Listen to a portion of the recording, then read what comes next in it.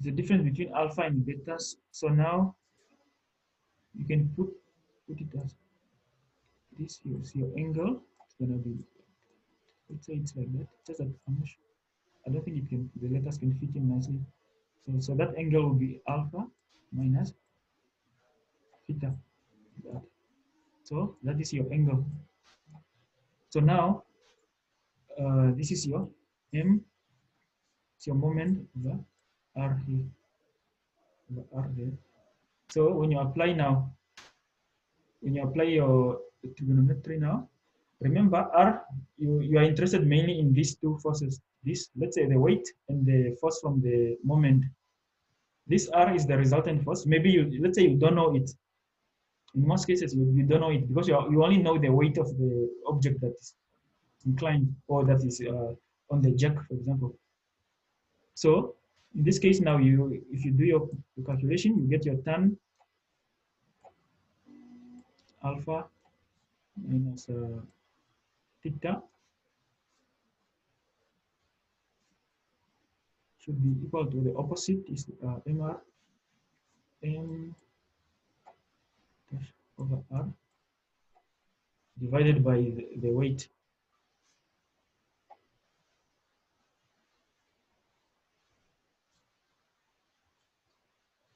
Yeah, something like that. And then later you're gonna get now this one will come this way. It becomes 12. I mean not 12, but w. We can multiply both sides by w. You multiply this side by w, then w cancel with w. Then you'll be having on this side you will only be having m dash over r. Then again you multiply by r again this side.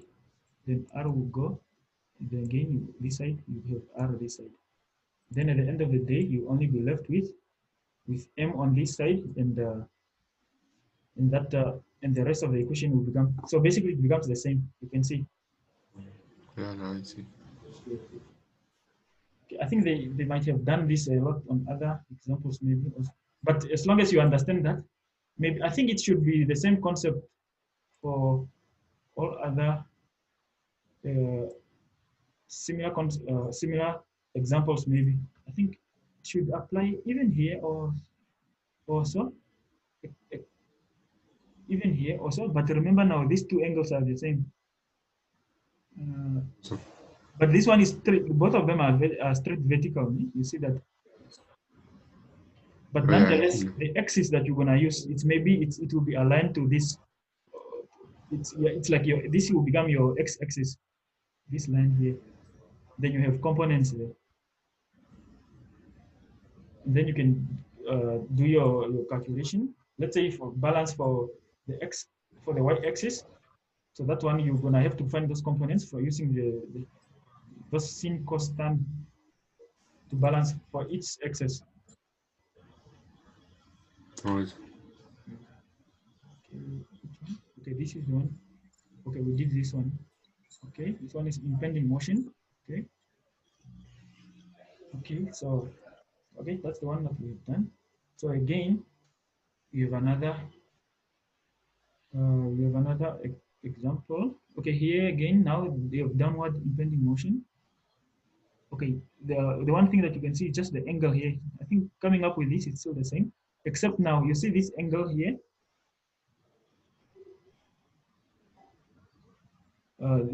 This force that you are force from the moment that you're applying here, it's let's see, what did they say here? Because what you're doing here, if the screw is self-locking, it's necessary to apply moment M, okay, this moment to the screw in the opposite direction to wind the screw downward. Okay, it's like you're pushing it, it's gonna go downward now. If you okay, because the previous ones here it was pushing it up.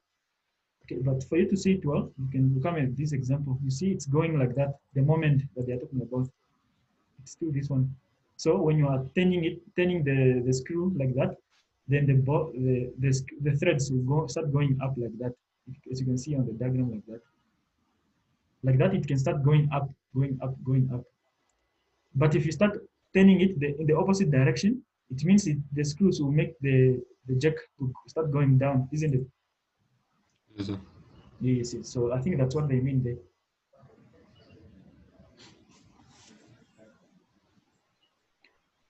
Okay.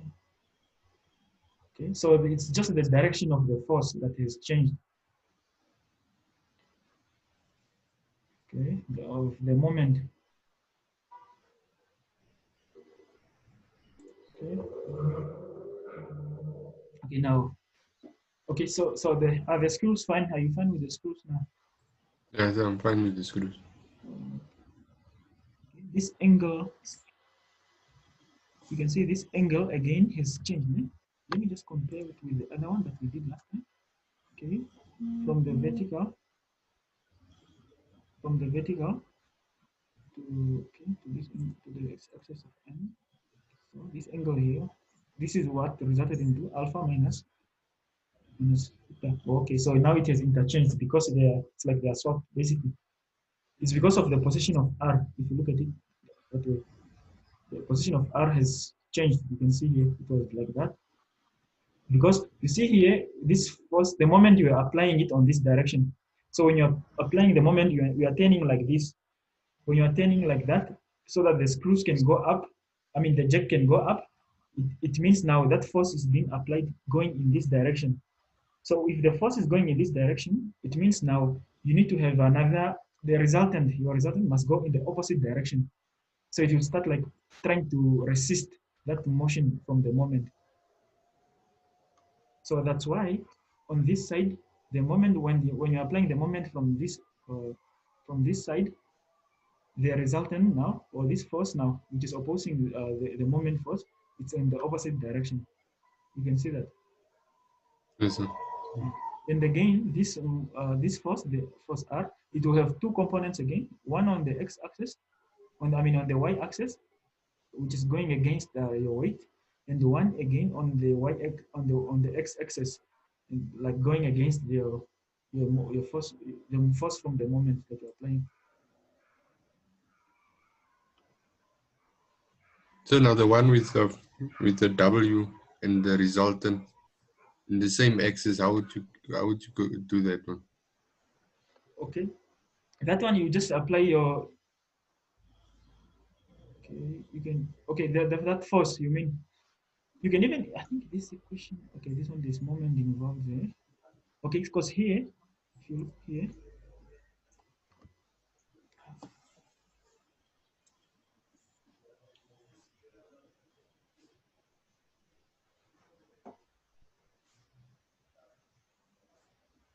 okay, if you look here, that force R,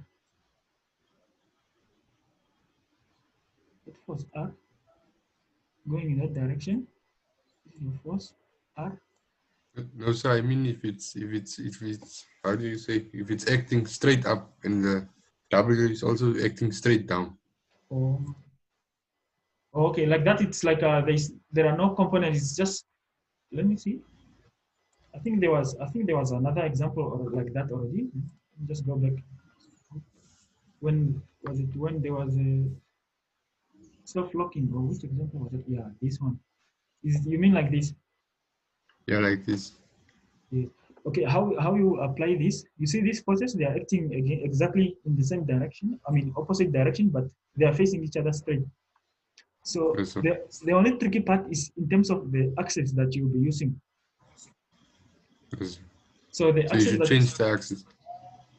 yeah, it's like the axis that you'll be using. It's not may not necessarily be like straight vertical like that, like straight like that, but it should be perpendicular to the, let's say, to the surface, like this surface. You see this line. Yes, sir. This line somehow would be like your x-axis, and then the vertical one, the line which is perpendicular to it, will be like your y-axis. It just, this is happening because of the angle, because there's an inclination. Yes, sir. Otherwise, it depends on which axis you prefer to use also. But if you try to just say R is equal to W, that's the force in the vertical axis. Uh, it's right, but there's one thing that is missing. You did not consider this angle, the inclination. So at the end of the day, it will not be correct anymore because you are assuming that this thing, there's no inclination. The angle here is like a 180. So in such a way that this line here, it's like straight. But that's not the case. So which means both these two components, these two forces, W and R, they will all have their own, if you look at it like that, from this, okay, this is the vertical now, this is on the y-axis, going like that. So this force will have a vertical, will have a vertical component this side, and it will also have a vertical, horizontal component this side. You see, even again the weight, because the weight is going straight like that, it will also have its own vertical component because this y-axis will go like that. The y-axis will go straight in this direction. So it will also have a vertical component on this side, and it will also have its own horizontal component on the x-axis. So like that, you will end up having both both x. You're gonna analyze this using both x-axis and y-axis. I think the effect is because of the inclination that you have. Yes. Yes.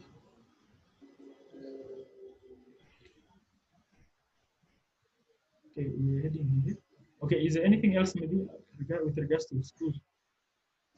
No, it's okay. Oh, okay, and when it comes to now belts,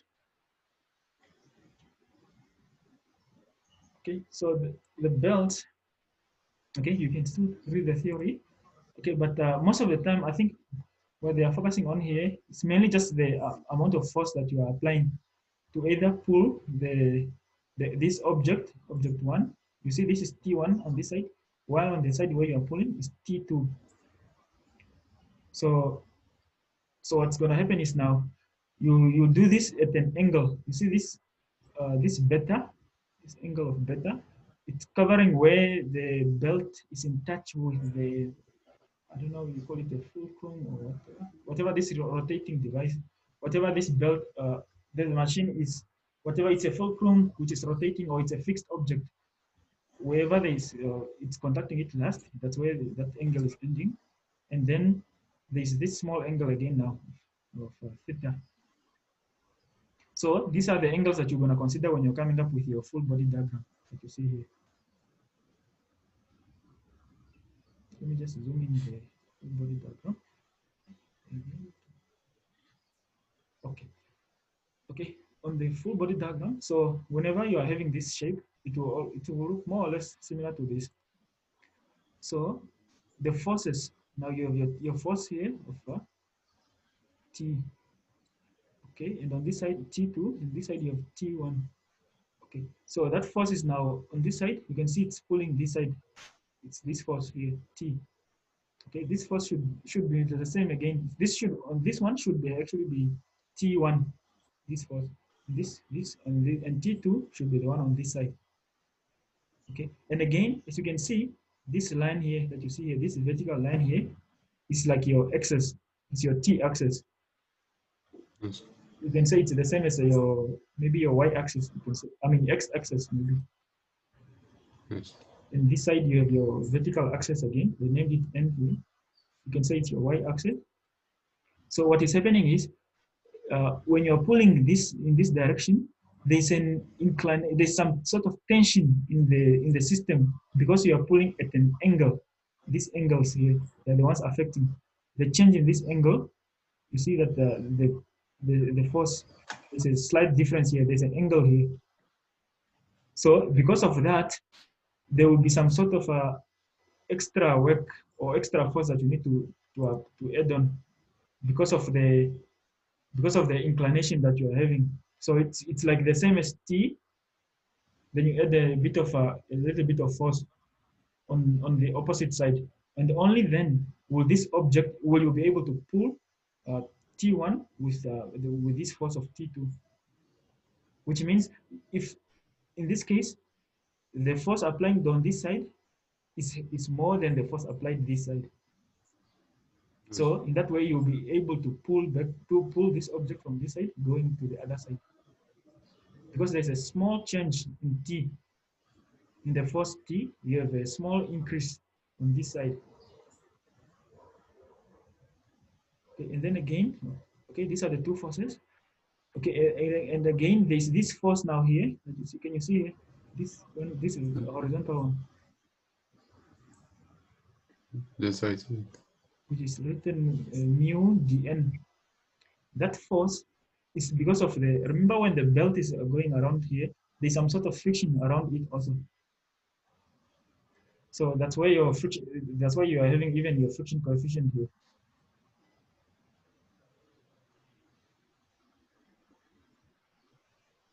Okay, and then again they have, when you're pulling in this direction, somehow you're also pressing this object, or if it's, whatever it is, if it's a fulcrum or whatever, you are also pressing it down. It's like you're pushing it down a bit when you're applying this force.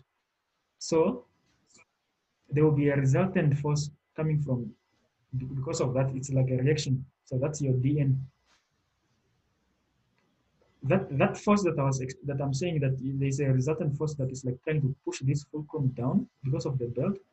It will be the vertical component of this force, because it's at an angle, it's at an inclination. There will be some sort of angle there. So nonetheless, normally what they do is you just come up with an equation in which you represent both T2 and T1. So you need to have these two forces in one equation, so that whenever you are required, let's say they can ask you that, let's say they say the force on the weight of the object on T1 here, it's let's say 500 newtons or 500 kgs. What is the maximum force that you should apply from on T2 side, is uh, so that the object can actually be lifted up by the belt. So those are the questions that they ask. Okay, I think let's have a look at it again. Okay, so here they're again using the same full body diagram. So what they are doing here is, so what they have done here is now it's in terms of the summation of the forces now in the t axis, or the x axis, in the t axis. They've summed up for the forces in that direction, all of them. Okay, so all the forces acting in this direction, this force here that you see here will be having a component acting on that on the x-axis, which is making use of this. So if you apply your trigonometry, this angle is here. So if you do your cos, it will be because what you're trying to find is this adjacent, and then you make use of the hypotenuse. The hypotenuse is already known. That force is T. Okay, so then this force on the x component on the t axis, it will become T cos delta theta over 2. Just this force. Why is it delta over 2? Huh? Why is it delta over d theta over 2? I think they are just considering a change. I think they're just considering it as a small change, because it's like a small angle basically. If you look like here, if you look at it from the object, from the belt itself, let's say from here, it's this angle. So it's like it's a small angle now, depending on you see this, it becomes this. It's like a small angle that you are considering on that object. It depends also on the center of gravity of that object. Because normally they draw it straight to the center whenever they are doing the full body diagrams. So there's just a slight change that you are studying. You can even see on the shape here, just a small, even the force itself, it's like they are considering an incremental increase or decrease in the force, in all the, I think even in the forces, in the angles also.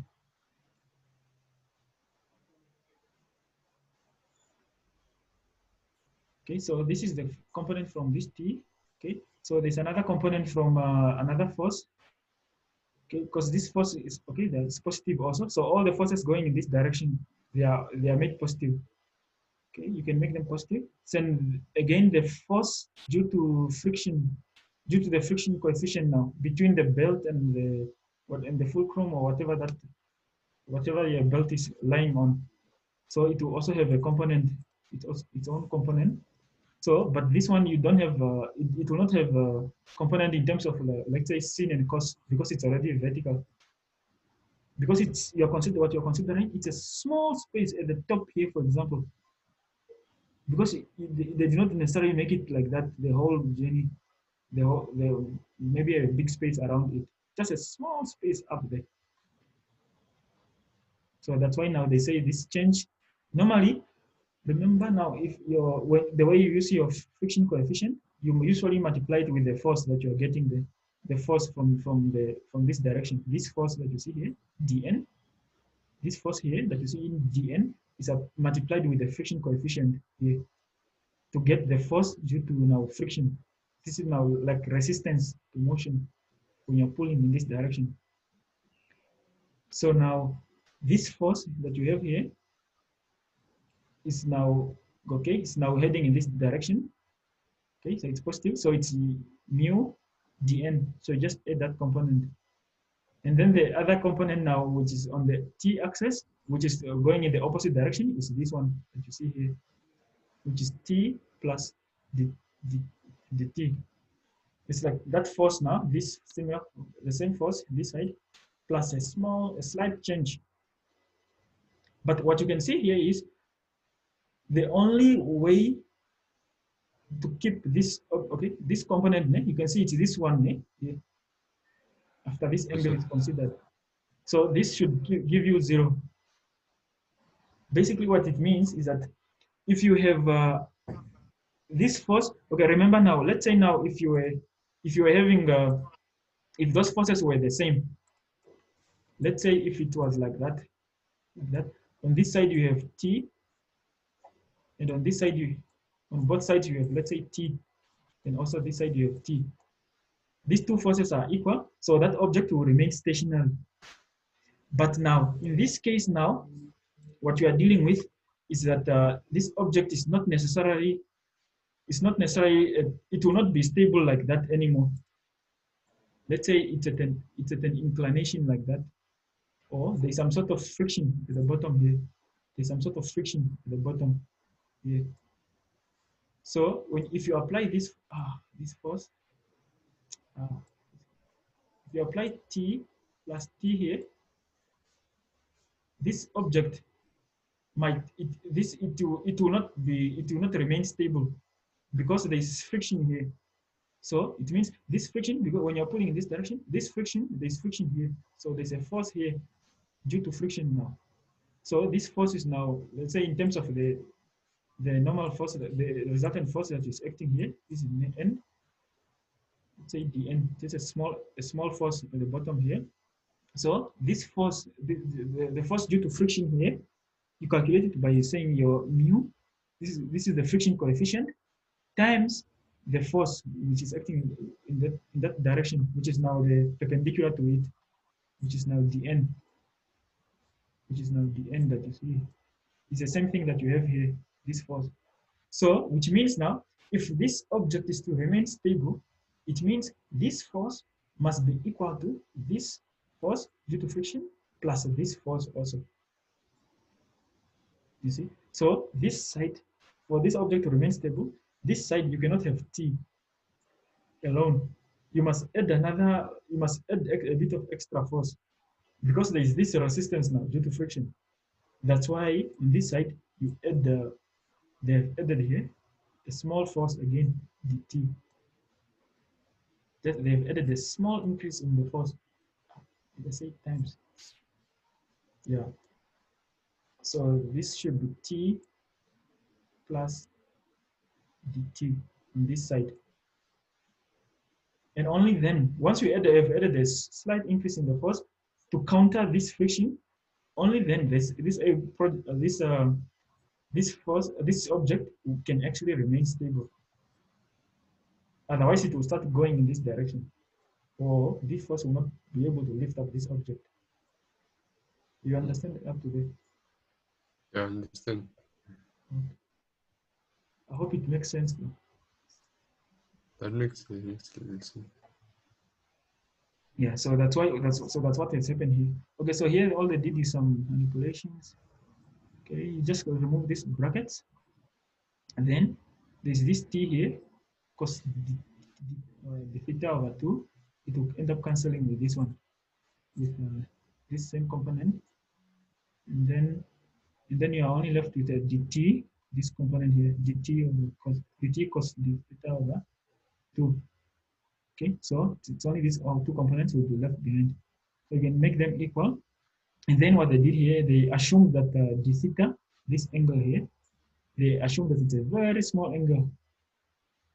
If it's a very small angle, then whenever this component under within cos is tending to, let's say, 0, the whole thing will become almost equivalent to 1.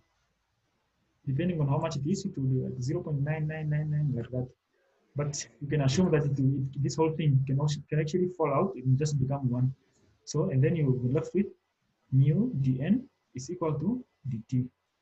So all they are saying is, when it comes to this equation now, this equation here, all they are saying is the small increase, all they are saying is this, you see this force here, this force T, if you cancel it, it can cancel with this force T here also. Okay, then forget about this one. This one is at the bottom, this force in the x, the y, in the y-axis. So if T cancels with T, you are only left with this force here, mu dn, which is going in that direction. And this direction is going in the opposite direction to dt, to the small change here. So basically what is happening is this dt should probably be the same as mu dn. So the small increase that you add for this object to remain, for the belt to remain at constant, I mean, yeah, at equilibrium, you must add a slight increase on this force, which is now dt, which is equivalent to the friction to the force due to friction here down. And if you do that, only then will this object, will the belt remain stable. That's why this will be equal to 0 here. It's the only way it will remain equal to 0. Otherwise, if these two are not the same, it's most likely that the belt will not remain stable. Okay, I think, yeah, okay, move on. Okay, that was in the, okay, this was done in the t direction, in the, like along the x axis maybe. Okay, now we can look at it again from the along the n axis or the y axis. Okay. So again, you do a similar thing again, just a balance of all the forces. It's like all these forces will have their own components. You have this dn, is this force here, dn, so the resulting force. Then it's this one, and then the rest, there's no weight here, there's no weight from the top. So this force T here, it will have its own vertical component because there's an angle here, and also this force of T plus dt, it will also have a it will also have its own vertical component, which is now this one. So this, because this one is pulling in this direction, it will have its own component going in that direction, like that. And then this one will also have its own direction, force component going up like that. So basically, these two will have components going in the opposite. I mean, not up. I mean, going down. This one, you can see that this one is going down. This one like this at an angle. If you consider the angle, it's like it's going down. So it will have its own component, force component going down like that, slowly like that, going down, trying to push this thing down. And this side will also have its own vertical component, which is somehow trying to push the component, the whole thing down. And then since these two forces are going down while dn is going up, it means now those are the only components on the n axis. So that's why you have dn here, and these two are subtracting because these two are going in the opposite direction. You get that? Yes, I get that. Okay. Okay, and again they give another assumption that if dn is a small angle, then sin not dn, dt. If dt is a small angle, then sin dt over 2 will be a very small, will just be equivalent to that, to d theta over 2. Then you just substitute wherever there is sin d theta over 2, you substitute just d theta over 2.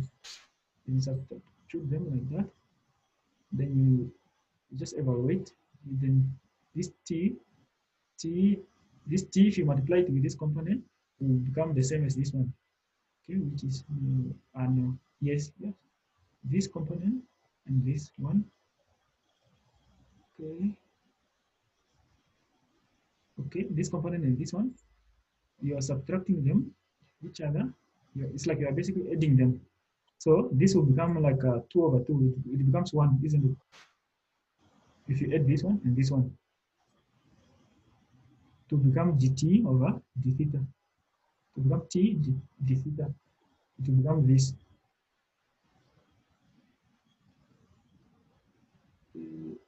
But there is something, dt, okay. There's this component again now. This component, they did not show how this was, how this disappeared. I think they probably just assumed again that it's a small force again. They did not give they did not indicate how this guy disappeared, this one. Because if you add this one to this one, they should give you 1. Because this one is half smooth and this one is half also. So this should become it should become t d theta, which is this one. But the question is, how did this one disappear? I think it's because it's an assumption that they probably forgot to put there. They probably had something like it's a small angle or it's a small change in the force. Then they can just remove it. It's a small change in the force, and then you have divided it by 2 again, so it becomes even more small. So now the sin d theta divided by 2. When you're making an assumption it's a small angle, why is it only the sin that falls away? Why doesn't it just become 1 like last time? Or like for cos. Yeah, of course. I'm not sure. I think it just depends. I think it just depends on if you try to test that maybe in your calculator. I think it's just a matter of testing it. I'm not sure how that can work out. I think it will depend now on this trigonometric on the calculations. If you had to put that, if there was a table for this showing you the sins, how sin d over 2, how it will change as you keep changing this component, maybe it will give you a good indication. But otherwise, I'm not so sure. Because if you try to make, let's say, sin,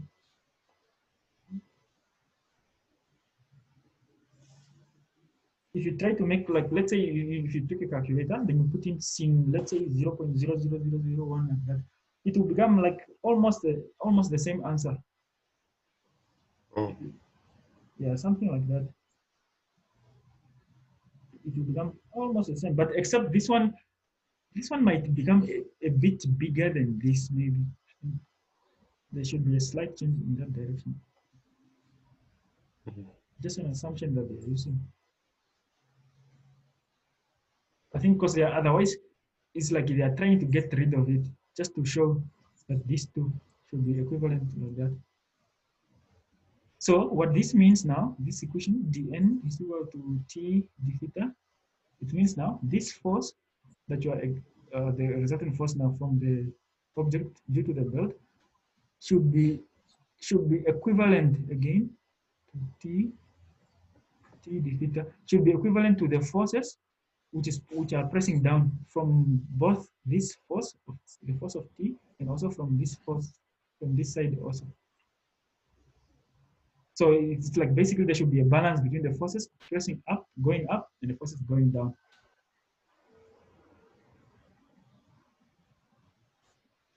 And again, if you look at this again, this is a very small force. Remember this here, you just added just a little bit, which to make it equivalent to the frictional force here.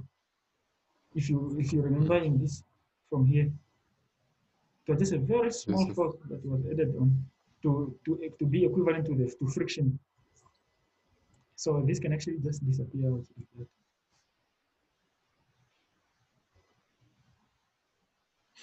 Okay, so what they did with this equation now, all they did was some sort of integration that they've done.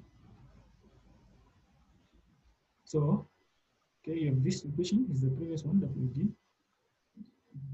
Okay, so basically what they have done is they took, you see, okay, this equation that we got here, and then this equation is from the n-axis side. Okay, it's like from the y-axis, and also the balance from the x-axis.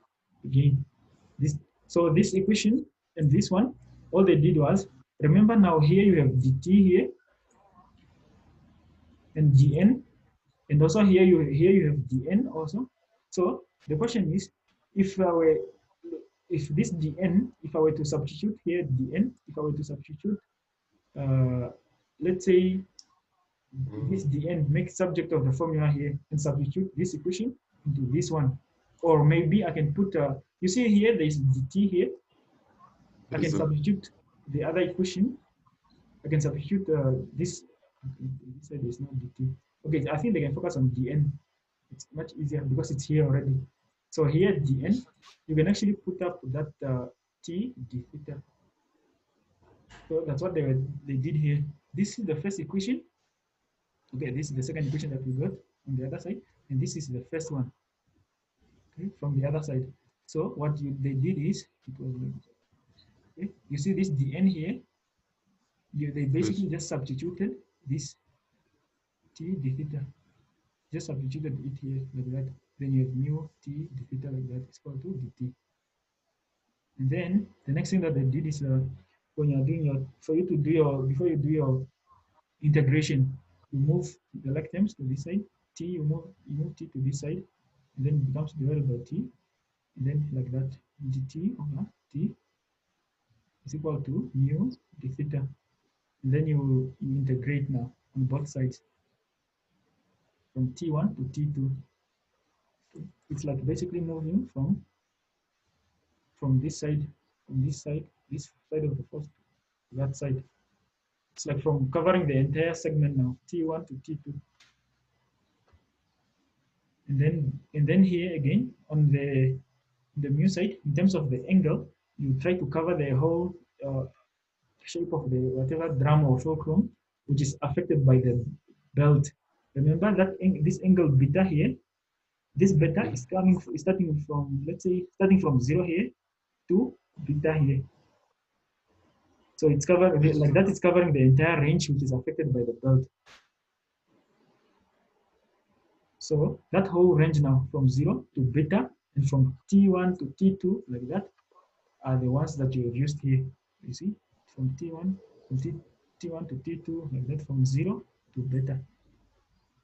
You apply them, and then you do your integration. This one becomes ln T. Okay, then you do your substitution.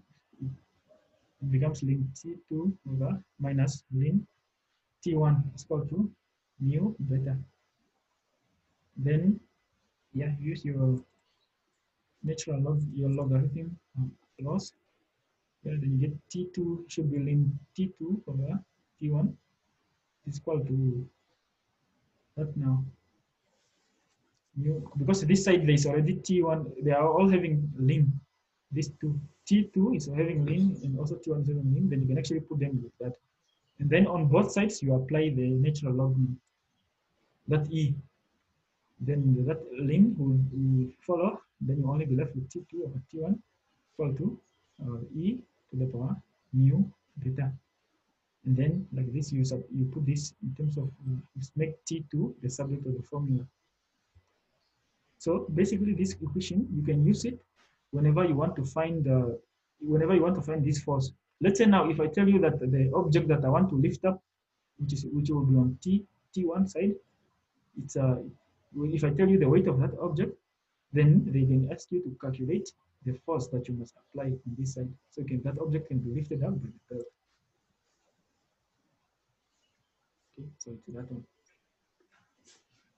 Okay. Okay, is everything fine now with regards to the belt? So now for this question, what are we trying to find out? Equation or what? Yes. It's like basically what they are trying to do is come up with that equation. You want to come up with an equation that relates these two components, these two forces, T2 and T1, in such a way that if you want now to determine, let's say T2, let's say you know the weight of the object you want to lift up with a belt, but you don't know what force to apply. So so now what they're doing is they're coming up with that equation that can help them with that this equation. You can even find T1 also. So basically, it's Right. everything about you need to involve the forces that are acting here. It's T1, T2, T1, and also in terms of the angle, this angle, especially this beta. And most importantly, you need to factor in the friction coefficient now between the belt and this fulcrum or whatever. Hmm. And that's exactly what you see here. That mu is your friction coefficient. The beta is that angle now, which is in contact with the belt. And the T1, T2, these are the forces. So all these components, you can calculate them using this equation. Is there anything else? Oh no, it's okay, sir. Okay. Okay, and then now application of friction on machines. Okay, now this is in terms of the bearing. Okay, the bearing. Okay, so in this question that they're saying is the journal bearing is the one which gives lateral support to a shaft. Okay, it's giving lateral support. It's like a, and you can have the object, let's say, which is like hanging here. So this, what you can see here is, okay, this shaft, I mean, the bearing that you see here, it's like fixed on it's fixed in, let's say, in the ceiling or somewhere up. And then there's some object which is like hanging from the shaft. Yes. So the force acting is mainly acting in the lateral direction, like along the y-axis, if you can say. Then again, in that case now, because this thing is working like a bearing, so you have a shaft which is rotating inside. So it means there should be some sort of friction there. And if there is friction there, it means there should be some resistance again to that friction. Okay, and then again you do your full body diagram. You check it again against from the center of the shaft itself. Okay, so these are just some of the equations. I'm not sure how they came up with these equations. Yeah, but you can see here, this force M, it's in terms again of the mu here, it's still your friction coefficient times the force now, the L, the big L is the force, the lateral force that you're applying. You can also be the weight and stuff like that, depending on what is carried. It's the lateral because it's for lateral support. So there should be some force in that lateral direction. Okay, in terms of your radius and all that, this one is just for calculating because considering the angle and then you calculate the force now, which is acting on that. It's like a moment basically. Remember now, moment is force times perpendicular distance. So this is the friction coefficient. Okay, let's do this one here. So what you have here, moment is the same as the distance, I mean the force times distance, the perpendicular distance. If you can see here, this is like the force, the lateral force, and then you need to perpendicular distance. The perpendicular distance can be the same. Remember here, it's like the centroid. Yeah, it's a geometric center, or you can say it's a center of mass, whichever, because this one is a rounded object, so it's the same. So this distance from here to here, it's the same. From the radius, if you consider the radius, it will be the same throughout. So it's this force times the radius here, the lateral force times the radius. So it will give you that moment. Okay, and then that lateral force now, this force, you can represent it in terms of that angle if you want. And then here again, it's in here now they're considering now the friction coefficient because there's some sort of friction acting on the object. So this one is still the same as more or less the same as this, except now this guy here, this thing is taken into account in terms of the friction coefficient. Because if this is like a factor, it's like a correction factor. again, but this side it's taken into account as if it's like the friction coefficient.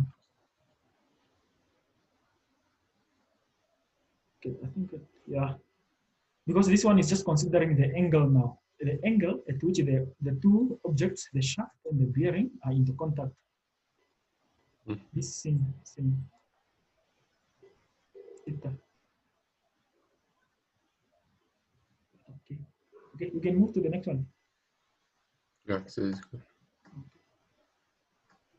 Okay, now this one is about rolling resistance.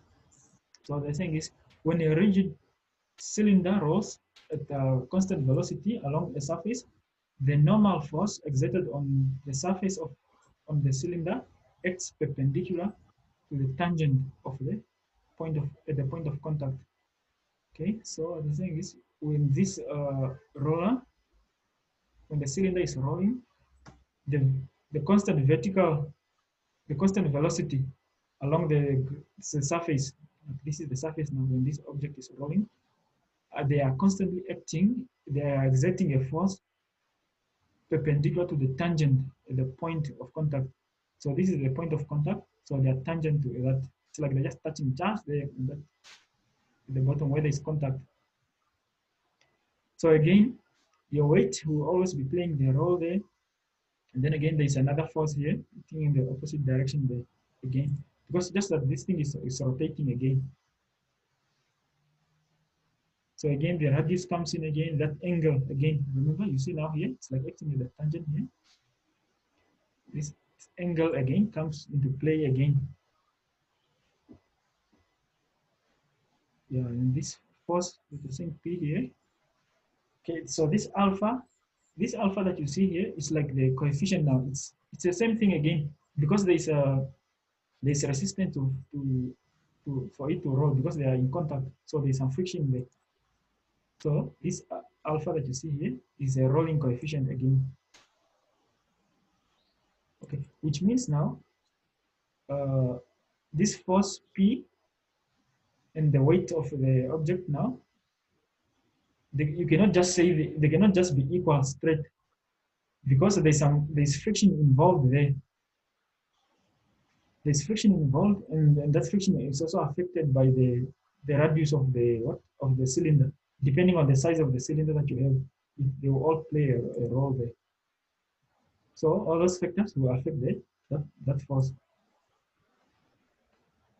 I think we will get to understand it better if we see some example. Okay, we can move on to this one. Okay, here is an example of the wedge. Okay, okay. So what they're saying is the horizontal position of the 500 kg rectangular block of concrete. This concrete, okay, it's adjusted at by the 5-degree wedge under the action of force P. Okay, this is the wedge that they are applying at the angle of 5 degrees, and then they are applying this force P. So if the coefficient of static friction between the wedge and the surface is 0.3, the coefficient of friction between the wedge and the friction and the block is the friction here in between here is 0.3, and the coefficient of static friction between the block and the horizontal surface between the block and the horizontal surface here is 0.6. Determine the force P which is required to move this object. Remember, when you are pushing the wedge down here, this we want to make the block move. So now for the block to move, you need to counter the force in terms of the weight of this object, the block itself. And again, on top of that, this block there is friction here at the bottom. So you need to take it into account also. And also the friction between the wedge and the block. Okay, let's see how they do it. Okay, so now the first thing again, always, the first thing you do is to come up with a full body diagram.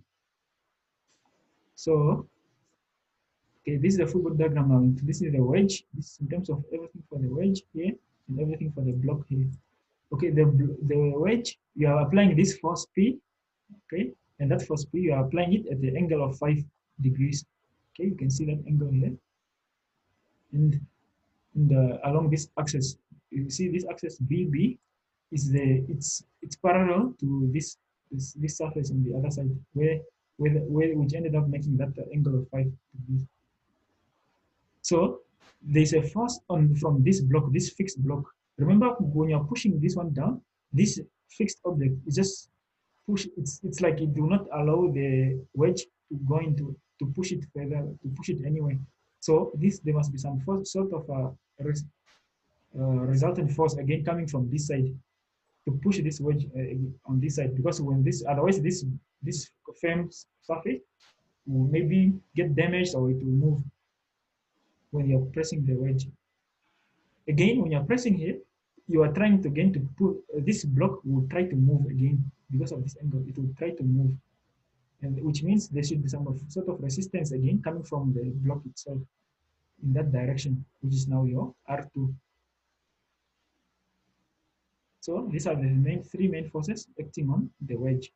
While on the block itself, you can see there's a force here, R3. This is due to gravity, not gravity, but the friction coefficient between the surface and the block itself. And then there's again another resistance force coming because of the block that you're pushing. Okay, are you getting this so far? So maybe that R3, why is it at an angle? Why is it at an angle? Yeah. Or an angle is just because of this. Remember, because of this angle that you have here. So when you're going to push, when you're pushing this, when you're pushing the wedge with force P, you of course there's this force here R2. Okay, this force that you see here, it will make the block to get pushed. When this force is applied, remember this force is at an angle also. This R2. When this force is at an angle, it will not. If it's not, let's say horizontal, straight like that, to make the object to go just like horizontally straight. If that was the case, then this force will also be like vertical straight.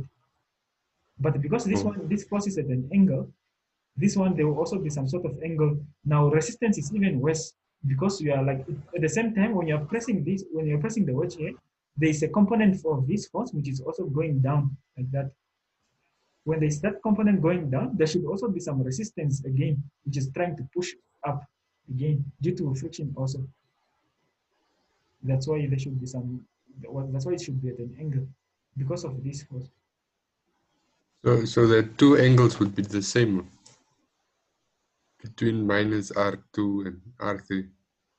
Between R2, they may not necessarily be the same because remember again, it's not only R2 which is acting on the block. There is also the weight. So if you consider the weight, because this angle is forcing it down, the weight is even worse. It's even pressing it down again further. So this angle, the way this force will be counteracting these two forces, it will be at a slightly different angle. Yes. Okay, I think they just applied the same. This term is the same as the one we did on the other side, I think. Okay, if you can, where did I come across? You see this here, what I said here, tan theta is equal to, this is the friction coefficient. Here you are given the friction coefficient already. So we just calculated. So what they're trying to do is calculate these angles. These angles, the theta 1, 2, 1 and 2. So that's what they used to. I think they did not do something, if you check this example, the wedge.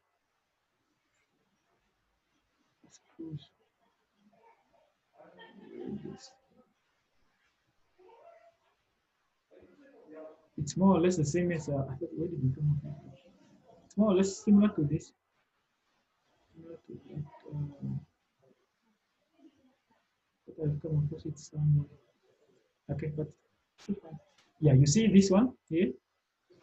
It became like more or less the same as your new here.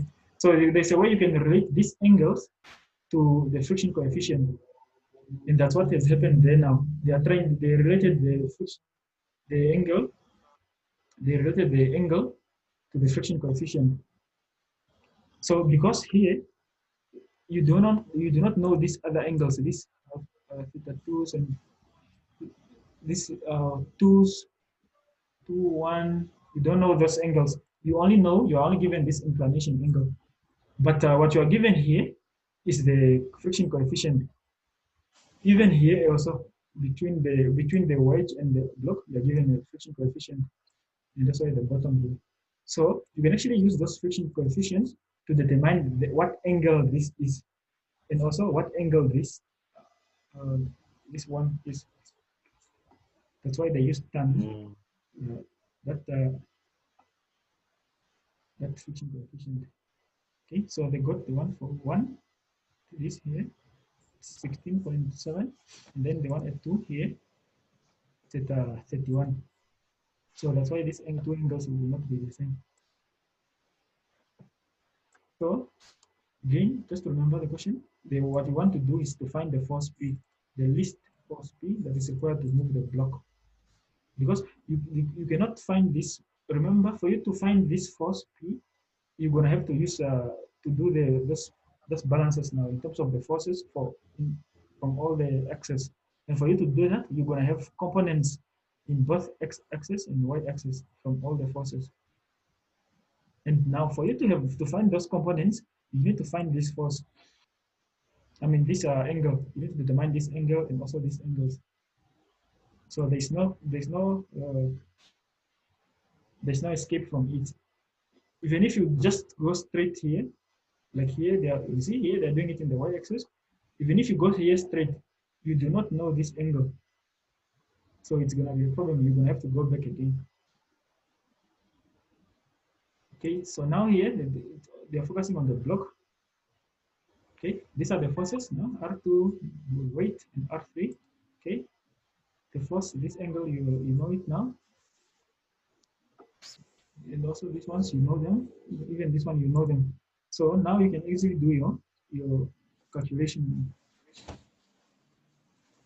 Okay, in terms of your x direction, in terms of your x-axis, you have these two forces acting from R2 and also based on because of the weight. Those are the two forces acting on that x-axis.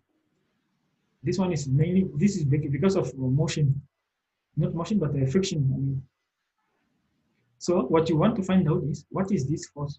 This force R2. So you can find it by summing up your forces in the x-axis. And then you find it that it's 3,750. Okay. And then at the wedge, with the wedge, there's this force beta here that you're not sure. This force of beta that you need to determine. This angle of 5 degrees is the inclination that we're given, but there's theta 1 here. What is it? What symbol is this? Okay, I can just say theta. Okay, so that you need to determine that one now. I think it's the one we found already. So Is it 5 now? it's 5. I think it's 5 or something. Yeah, should be 5. So, okay, so phi 1 plus beta, you get that angle. So this is the entire angle now on this side, R1 and on R2 here. You just want to find out that beta. Yeah, and then again you do your mass, your process, the balance in terms of the y-axis. Okay, that's again based on R2 and the force. I mean the power. I mean the force, the pressure that you are pressing now, the wedge with that force that you're. Because this one again, this one is just a resultant because of the frame block that was on the other side. So you don't need to consider it. So you just need to consider this force, this one. Then you get your power. And your force is 250,000, 250 newtons. To the end of the. Okay, is everything fine so far? It's okay, sir. Okay. Okay, and then example 2. What they're saying is the maximum tension that can be developed in the code shown, this code in figure, is 500 Newton.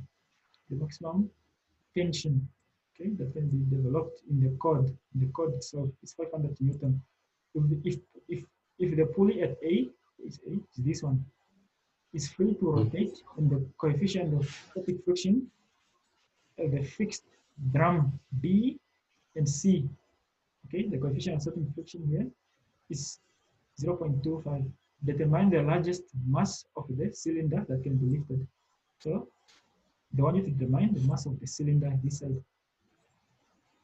Okay, which means now what they said here is the maximum tension that can be developed in the cord. Okay, in this cord, it's 500 newton. 500 newton, which means you can have your T equal to 500 newton. Again, what they also said here, this the pulley at A is free to rotate. So you can assume that there is no friction here. It doesn't exert some. There's no forces here. You can assume that because of A, because it's rotating free, there's no friction. No, because if there was friction, then they would have to use the friction coefficient they give. Okay, they are given the angles. Okay. Okay. So basically, what you need to do, you can actually determine. You can actually start with, let's say, B. So because this uh, at T here, you are already given the force, the maximum tension, it's 500 Newton.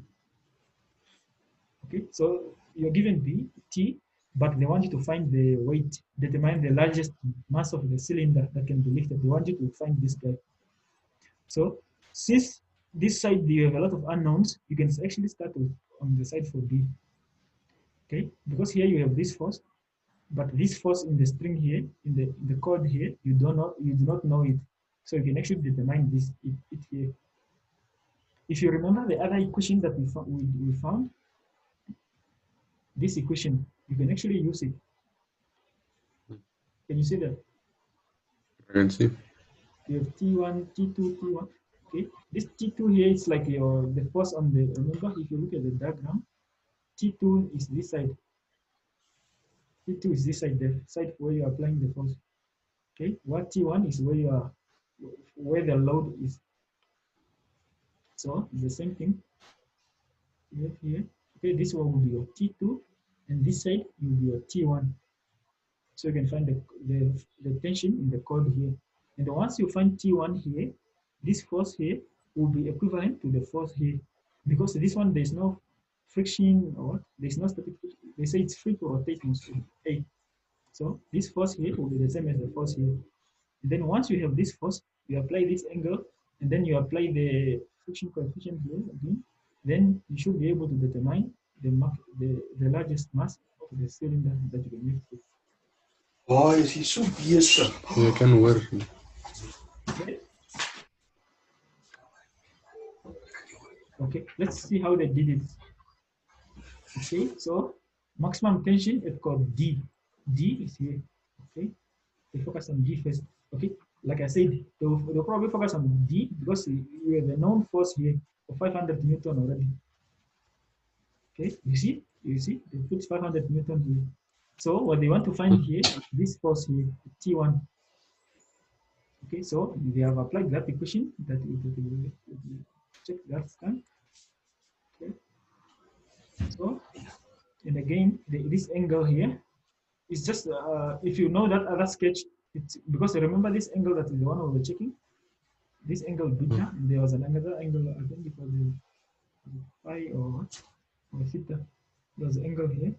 So you add this one is 90 here, then you add this one, the 45 degrees that you're given, then you should be able to get that this angle of beta is 135 degrees. Okay. Now this equation works in terms of the angles themselves. They are usually done in terms of you can say, is it radians? Yeah, in terms of radians. It's done in terms of radians. So what you want to do now? Make it radians. Huh? Should you convert it into radians? Yes. So this 135 that you have here for beta, you need to convert it into radians. The simplest way is to do it like Here, what you can see here, you know already that 180 is equal to pi. Yes, sir. Then you can just say 135 is equal to what then? Then you put V there. Then like that, your angle, in terms of radians, it should be that. This is a representation of 135 degrees. And then you basically substitute everything into this equation now, after making T the subject. Remember not to make a mistake with confusing T2 and T1. If you remember in the other diagram, the question is where is T2 and where is T1? If you look in the original diagram is here, in the theory, if you look here is your T1. Your T1 is on the side where you are pulling. On the other side is your T2. It's not the other way around. So that you just make sure so you don't confuse these two.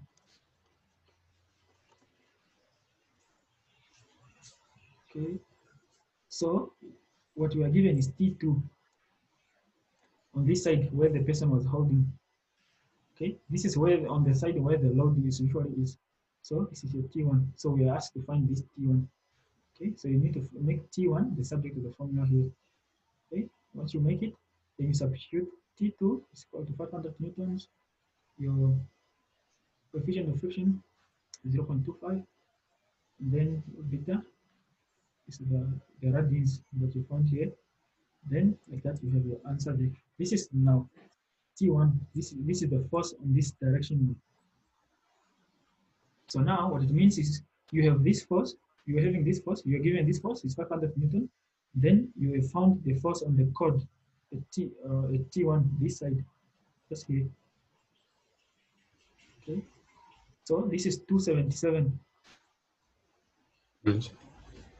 Okay. This force has dropped slightly, also because of remember of the friction coefficient here, it has contributed to that. Because even if you have applied 500 newtons, a portion of that 500 newton has actually went into fighting against the friction, and then the rest of it went to be applied on the load that you have on this side. And now, most importantly now, this T1 that you have determined here should become the input this side then, because they said here was that A here it's free to rotate. It doesn't really affect this calculation too much. So this T should be input to the other side. You see, this 277 here, T1 will become it will become T2 for the other belt on the other side. Are you getting that? Yeah, I'm getting that, sir. Okay. And again, remember again, what they want is you to find this for the maximum, the largest mass that the cylinder can be lifted. So now you have this force, because this force in this chord here is equivalent to the force on this side. Okay. So once you have this force, remember now, if you have that force of 277 here, it means now you need again for you to get the maximum weight, the largest weight that you can lift up for the cylinder here. This force that is here, it needs to counter the friction on the along here and also the weight here. You see, so this force, Yes. it will be the same calculation in the way you have done it here again. Here there was 500, and then it dropped to 277. The rest went into friction. So when you have 277 here, a portion of it should go into friction, and then the portion of it will go on the lift on the cylinder. Okay, which is what they did here. Okay, so the other T1, remember, this force on the other side was T1. When you calculated here, it was T1. But if you go to the last block, this T1 will actually become T2. If you look at it well, it becomes T2. Remember the original diagram in the example, in theory, on the air theory side, where the person was having his hand here, holding here. So this will become your T2, 277. Okay, use the same equation again. Okay, the force here on the cylinder, you have the, because they're asking you for mass. Okay, for you to put it in terms of mass of weight, in terms of the force T, you need to put it in terms of mg now, so that you can calculate the mass, because it's the mass that they are interested in. Okay, so you've applied the force of 277, but the friction coefficient will chow out the rest of the force. Okay, so the question is now you make m the subject of the formula here. Okay? Then you find that the mass of the object here should be 15 kgs. To be 15,7 kgs. If you just multiply that, that's 15,7 times 9.81, just for us to get the force on this side. So the force on this side is 154. Okay, you have applied the weight, the force.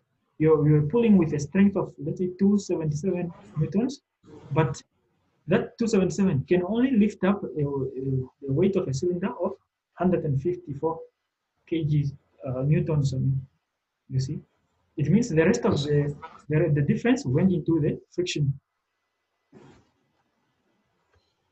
So in short, what has happened is that the more of this, what you call this, belts or whatever, footprints or whatever, the more of this you have where there is friction, the more you end up reducing the force that you end up applying to the very last object, like to the object that you lift up. Because imagine now if at point A here, you just have the given assumption that we should assume that it's free to rotate. Imagine if this was not free to rotate. If let's say there was this friction here again, then it means it will reduce again further. You see? Okay, is there any question with regards to this? No, sir. Oh, okay. Okay, so the weight, the maximum weight you calculate, you just go step by step. It's not like a formula I have to do because it's asking the maximum weight or something. Oh yeah. It's just the maximum weight. So next time they might actually ask you something like, what should this angle be, or something like that. Let's say they give you this weight, and then they ask you what should this angle be. Such things they can play around with you like that. Okay, so we can go to another one. Eh? Yeah. Or do you want how many minutes are left on this? There's still more time. Okay, we can go to. How many times left? Which one is this?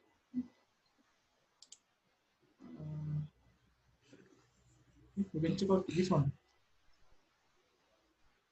Sorry? Okay, should we try this one? Which one is that? The one with I think it's 30 slides. it's just theory, this one. Oh, okay. So we can skip it. Yeah, I think we can skip it. Okay, then I go to this one. Okay, this one.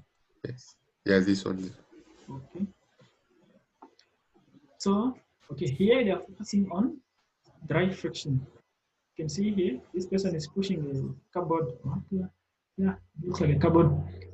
And here the surface, it's dry there, so there's friction like happening there. Okay, so if you were to draw a full body diagram, and remember now, you have the weight of the cupboard, then you have that person, the force that is applied by that person, and the specific height.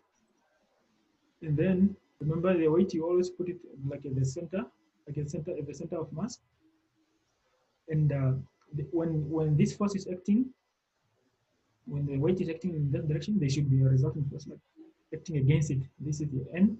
And when you're pushing on this side, there should be there's some resistance also in this direction again, in the opposite direction, which is now F. I think most of the sketches and diagrams or the full body diagrams that you come across they're usually done like that. There's always an equal or for every action, there's usually an opposite and equal reaction. So there's always a reaction to every force.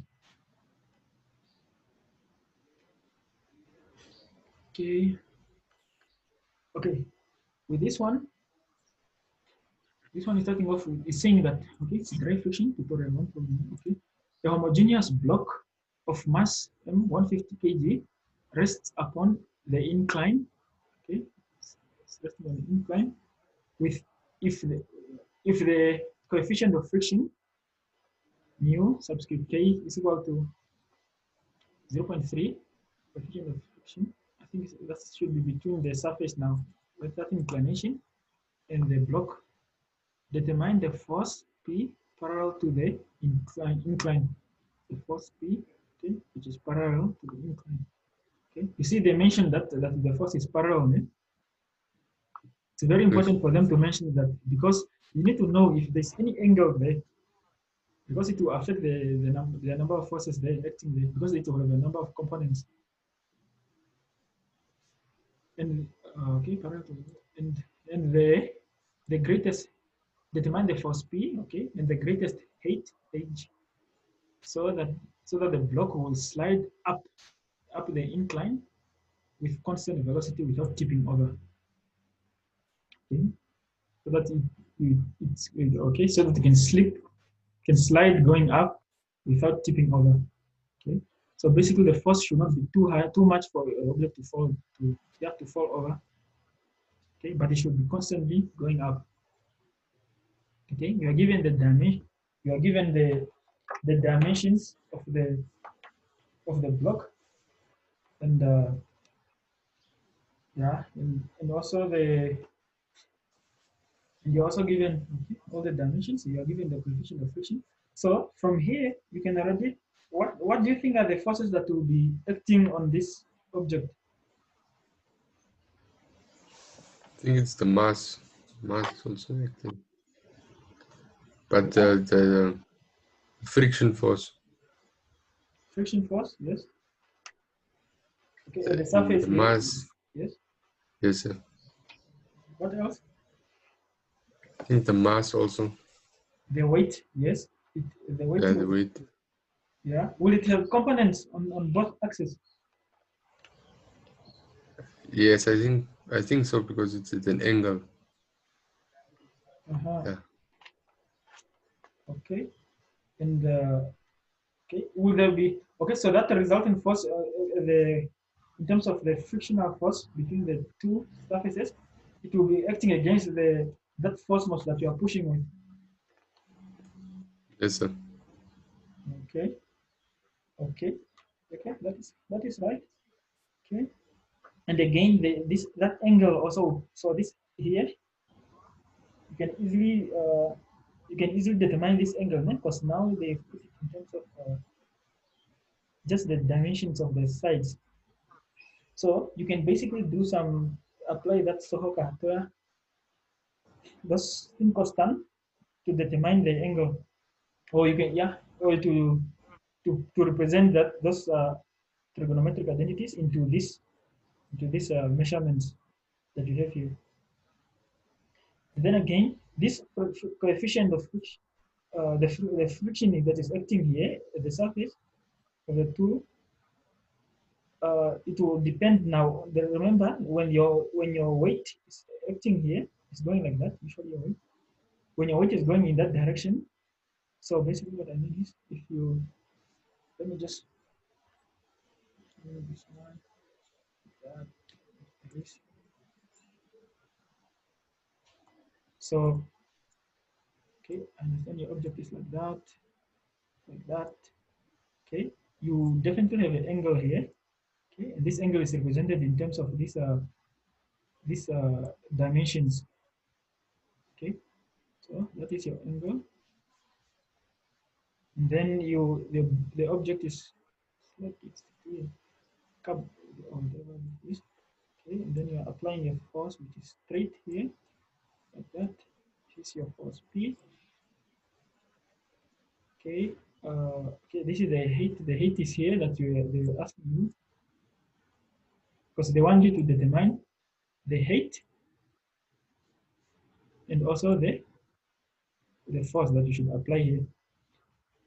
Okay, so you have in the center here. This is where now your gravity will like act on from.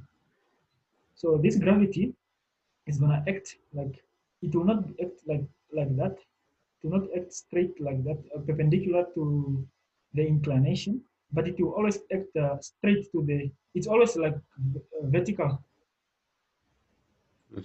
Like it will go like that, something like that. So this is your weight. This is your W here.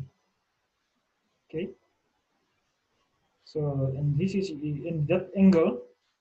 Remember now the friction again, the frictional force that you're talking about. It will be like here, the frictional force, because you're pushing in that direction. Maybe I think maybe the frictional force will go in this direction, like counter the force that you are pushing. Did you not say you're pushing? Yeah, the same must, so that the block will slide up. It should slide up. So you're pushing it up. So this force here must be against this one. And then remember now there's a against this force again. There's usually some resistance now in terms of the object itself now, resultant force in the opposite direction. This one should be going up also. This is now in terms of your N. And then the, yeah, what other force maybe did I skip? Okay, so here you can have something like something like you can draw it like that. Okay, in terms of the angles, this angle here, you can say it's almost, it might be, surely you can say it's the same angle here. If you can revise your trigonometry, you will notice that it should be more or less the same as that angle there. Okay, then they have given you the dimensions. Okay, on both sides. Okay, this is 40 centimeters, 40 centimeters, 40 centimeter, and then on the vertical side, it's 80 centimeters, 80 centimeters.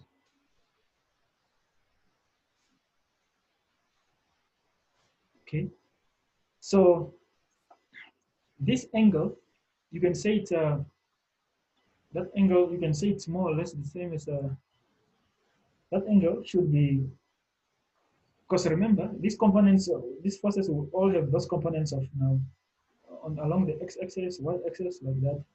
So you can say, let's say this is your the axis that you're using.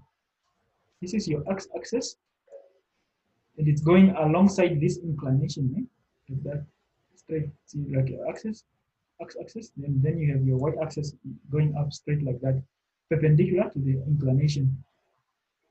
Okay. Remember, the weight should go in this direction because remember, yeah. Let's say now the object, if the object is to fall, it should fall like in the direction of the weight, where the weight is should be going. The force of the weight should be going. So it cannot necessarily be straight like that.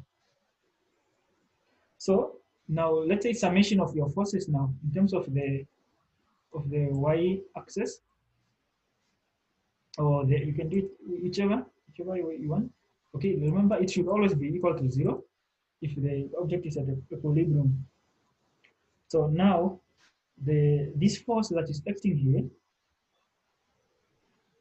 this force N, okay, it's pressing up. Okay, it's the one going up that side, and then the other force which is acting against it, it's coming only from the weight component. Are you following me there? Yes, sir. Okay, it's coming from the weight component. So this weight, it's having a component. Let's say it's having a component here. It is going down like that, and it's also having a component here like that. Okay, in such a way that this force, it's pressing, it's having, because of the angle, it will obviously have, if you remember, in terms of sin and cos, it will have component this side and component that side. So it will have a component on both y-axis and x-axis. So this component here, this vertical one, is going against this force of N. So you can say your N here, because this N is pressing, it's heading, its direction is going up, while this weight component is going down. So this component, so I can say N is equal to, this force here is equal to this component of weight going down. So you can say this will be equal to the weight. Now, if you apply the angle, now, remember now, you can apply either sin or cos. Remember, you need to can apply sin or cos. Then you write it in terms of weight. The weight here is the hypotenuse, and this one is adjacent. Then you remember also.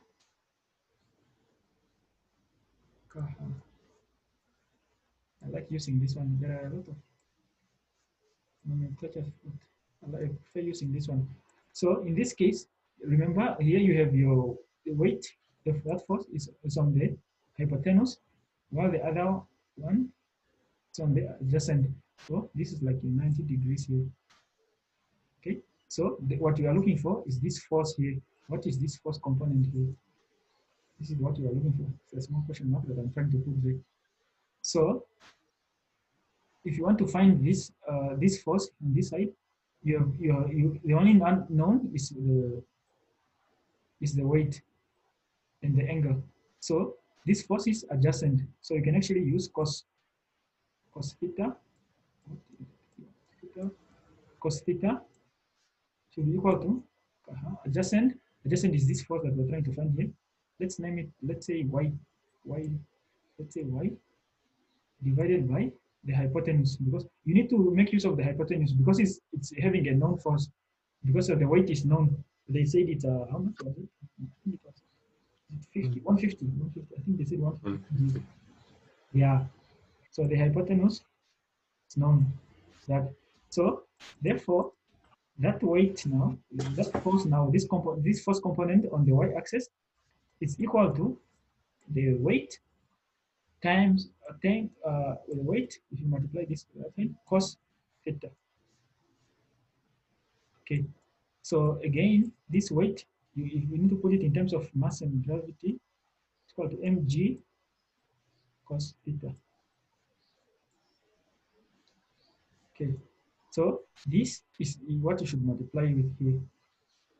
You can put mg cos theta here. Okay, that's on that side already, on the y-axis. So those are the only two forces that I can see there on the y-axis. Okay, so now, okay, you can plug in the numbers. Here you have the weight is 150, 150 kg times. I left.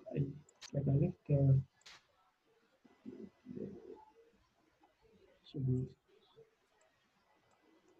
okay. It will become yeah mg cos theta times 9.81 9.81 here 9.81 cos. Okay, that cos now, that's another problem again. That cos, for us to find that cos, we need to determine what is that cos, because we don't know the angle itself. We are not given the angle. We are not given the.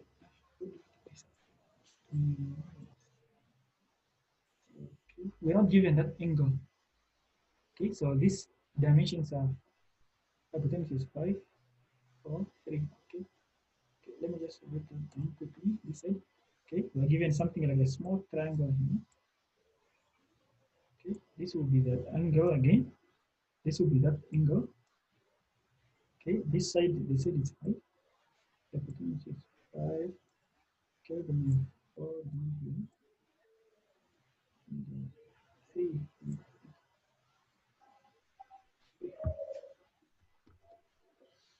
Okay, and 3. Okay, so now for you to determine what cos theta is, because you can check it from here. Cos theta, let me just write it. Okay, it's fine. Cos theta is equal to adjacent, so this one is 4, the hypotenuse of which is 5. So this is what I should use here now, instead of using cos theta, because I don't know the angle. You're not given the angle unless you find it from here. Okay, so you can actually just put 4 over 5 here. 4 over 5 here. Okay, if you were to calculate that, how much would you get?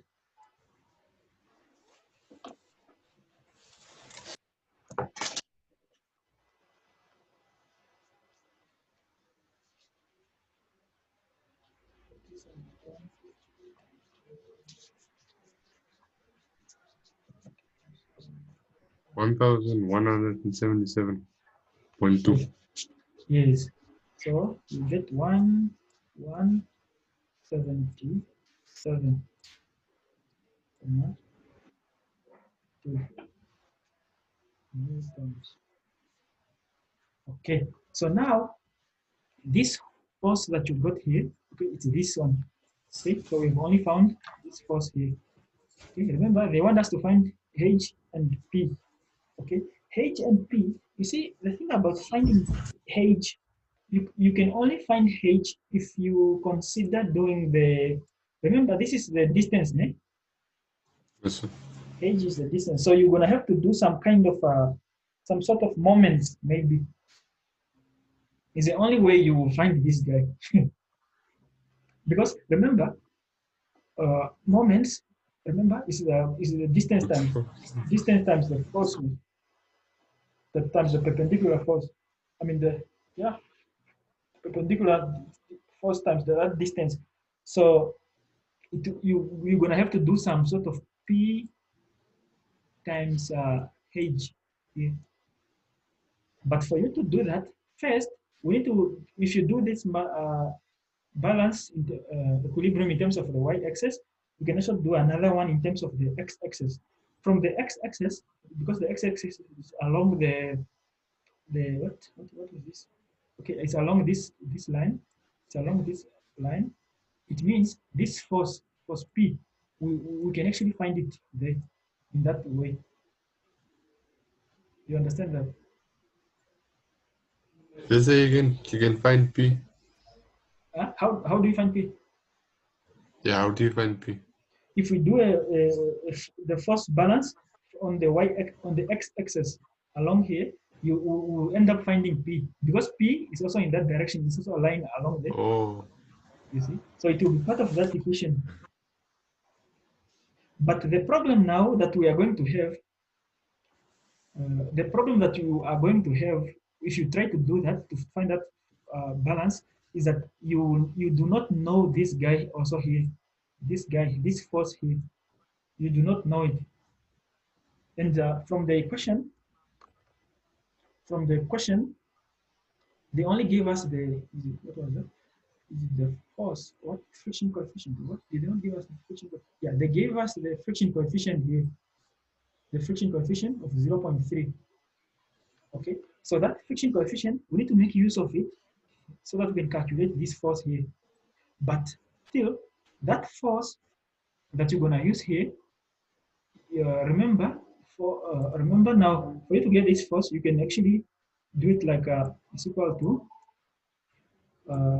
the friction coefficient that you're given, that static friction coefficient, whatever, I don't know if it's static, that friction coefficient you're given times this force here, which is, because this is the force which is acting here, this surface. So it will be that friction coefficient times that n, that force. Okay, so to check it here, that friction coefficient, they said is 0.3. Okay, 0.1, 3 times this force that we got here is 1,177,2 newtons. So like that, it means we will have this force. Okay, how much is that force? Just check it. That force will become 0.3 times 353.16. 353, 6. 16 Yeah. newtons. Okay, so now we have this force. Which means now we can actually, which means if you are to look at it in terms of the x-axis, the only forces that you do not know now is this guy here, P, because you know F already now. Okay, so we can easily find P then, because now we know F. Because these are the only two big problems in this equation along the x-axis. Because everything that we want, we can easily find it in the x-axis, but there are many unknowns. You have to find F first. That's why we have found it here. Okay. So now what we need to do now is determine. Now let's go to the let's go do the summation now along the axis. Okay, it should be equal to 0. Should the whole thing remain stable. Okay, along the axis, you need to know now that the okay what are the components which are along the axis? We have P. One of them is P, obviously, because P is parallel. They said even in the question that it's parallel to the inclination. So this force P is the only one going in that direction. Yeah, is the only one going in that direction. The weight is also having a component there, but that weight component, it's heading down. As you can see here, is the same. It's in heading in the same direction as F. So you can actually say P is equal to let me just put F here. F is easier. You can easily see F plus this weight component. That weight component is let's say weight. Okay, because on this side it was a sin, a cos. When we did it, what did we do here? Because this side was a cos, then this side should become a sin, isn't it? Because remember this force here, the weight component here, is the same as determining this weight component here instead. You can either determine it from there or from there. They should be the same. Okay, and again here we are still using that angle. Okay. Now remember we are looking at this angle, opposite and hypotenuse. We know those two. Okay. For us to determine that, we need to, it's this thing again, we go back here. We're making use of opposite. Okay. No, it's a, okay, just put it here. Okay, we are making use of opposite. That remember that so character that I put there. Opposite and hypotenuse. That's like for Soho. It's like in terms of sin. Opposite and hypotenuse. You can say this is a small, let's say this is small x. So this will become sin theta is equal to opposite is this. I can put here x, ne? That for I can put it in terms of x. Remember the other one I put it in terms of y, ne? Do you remember? Yes. So I can put it in terms of x here, and then y, the hypotenuse is still w. Therefore, x, that force, remember, we are looking for this force component, the weight component on the x-axis. Okay, this will be equal to weight times that, weight times sin theta. So that's the component I should bring here. Because I should have said just here w times x. Okay.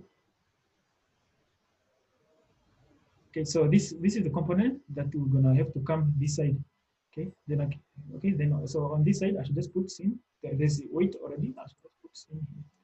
Sin theta. Yeah. Okay, now again, we are here back here again.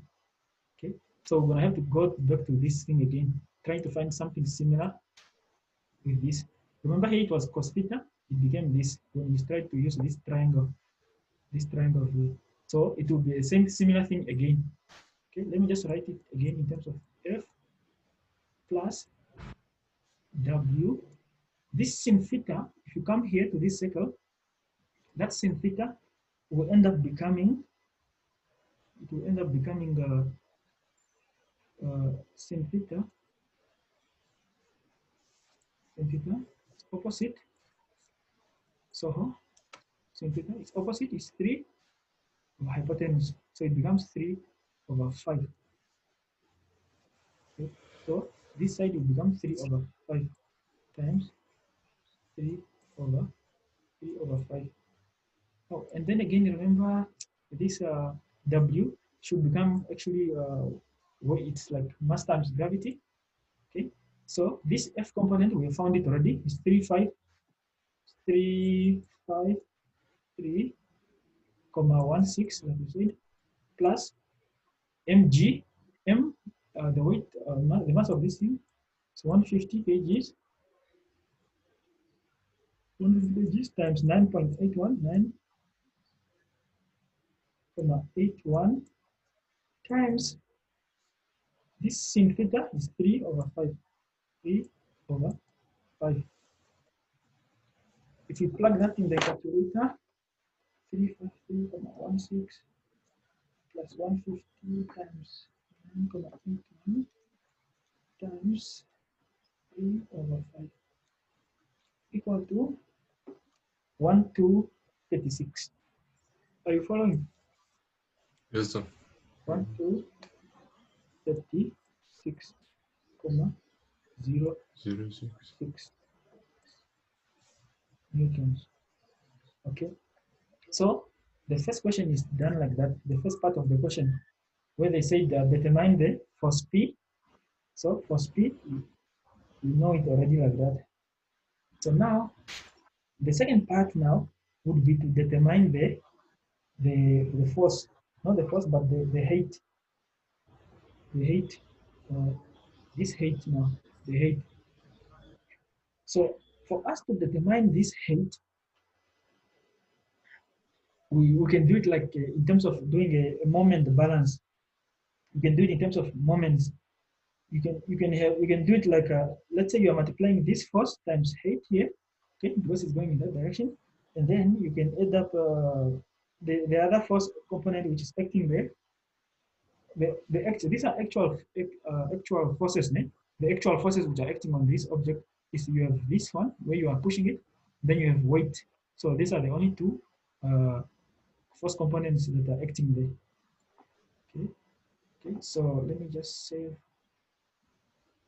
the answers here. Let me put P here. For us to do that, we need P. 1, 2, 36, 0.06 Newton. Okay, and then the other force that we need is which one will be? Okay, next one. I think, okay, we need this force because we're going to multiply it with the height. Okay, same story again. This component here, the first component for weight, each component we're going to multiply it with its height also, but the height we're going to half it. Okay, let me just, I'll erase this so we can calculate the second part. Okay.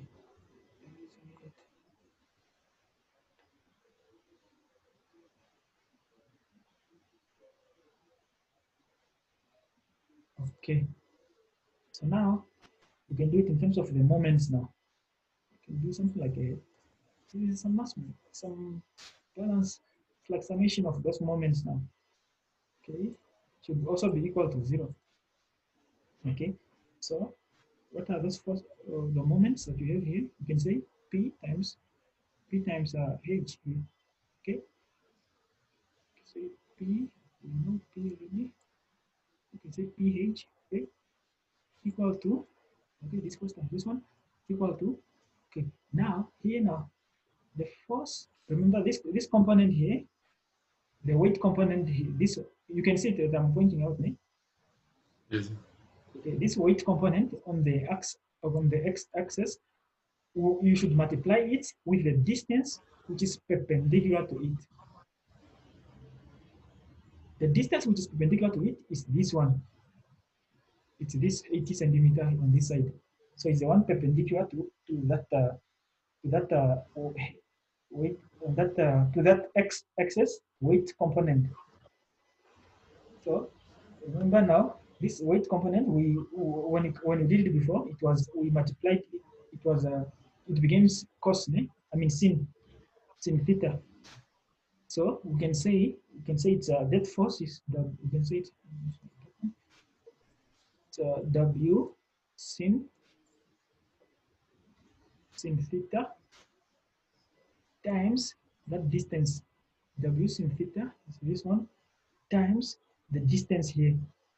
Now that distance that you should use now from that side you are not going to use the entire vertical distance, but you need to use the vertical distance which is ending there at that at the point at the center of gravity there. So you need to use that distance. Are you following? Yes, sir. So it's the 40 or Yes. So it should be that's 40 now. That's 40 centimeter instead of 80 centimeter times that 40. Okay. We are assuming that all the units are the same for the height. If it's centimeter here, even here it's 40. Even if here it's a centimeter also. Plus the other actual component that you need to add on is this the weight component which is coming down. Were you asking something? no, sir. Okay, so I need to add on another component which is coming down now. This component of the weight. Okay, this will be again weight cos theta again times the vertical distance to it. Okay, this one is coming this way. Okay, so the vertical distance is this distance from it's like this distance from here from there to there. That's the distance. So it's half this distance. So that should be like 20 centimeters times 20. Okay, so now, okay, so, okay, this is everything we have. So now we need to make, therefore, we need to make h the subject because it's h that we are looking for. Okay, we put it at, so the same, theta times 40 plus w theta 20 divided by that p now, that force p that we found initially. Okay. Okay. Now again, remember now, this we can actually factorize out this w, which is the same. Okay, we factorize out w, and then the next thing we're gonna do this sin part, this sin and cos. We are already having the representation here. Okay, the sin part is 3/5. So we can actually say 3/5 here times 40 here plus, okay, this one we will factorize it out already. Cos theta is 4/5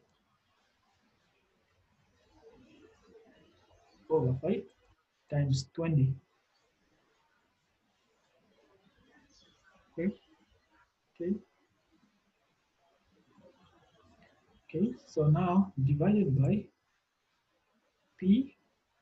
P is we found p as upon is 1 to 36 comma 06 Newton. 1 2 3 36 comma. Okay, it was like that. So this weight, that weight, I'll erase it from here. Let me erase weight from this side, and then we can just put it in terms of mg this side. We can multiply. Weight is mass. Mass is, it was what, 150. Was it 150? I think it was 150. 150 times 9.81. 9.81. Okay, to plug that in the calculator.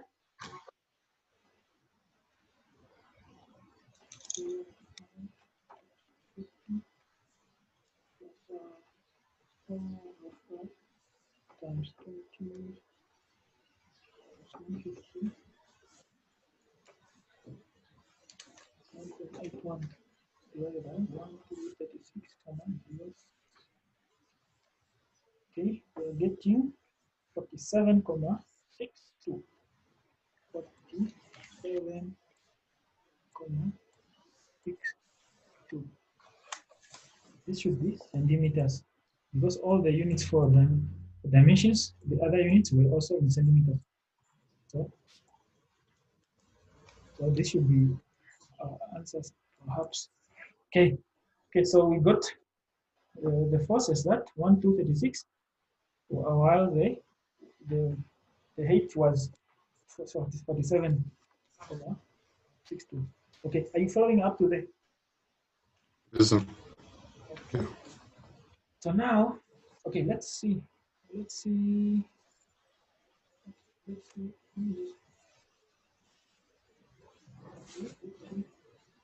What they got on this side.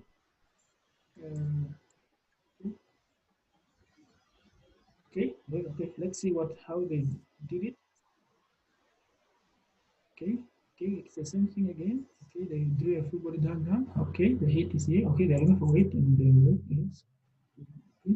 Okay, okay, the force is this. Okay, they put it like that.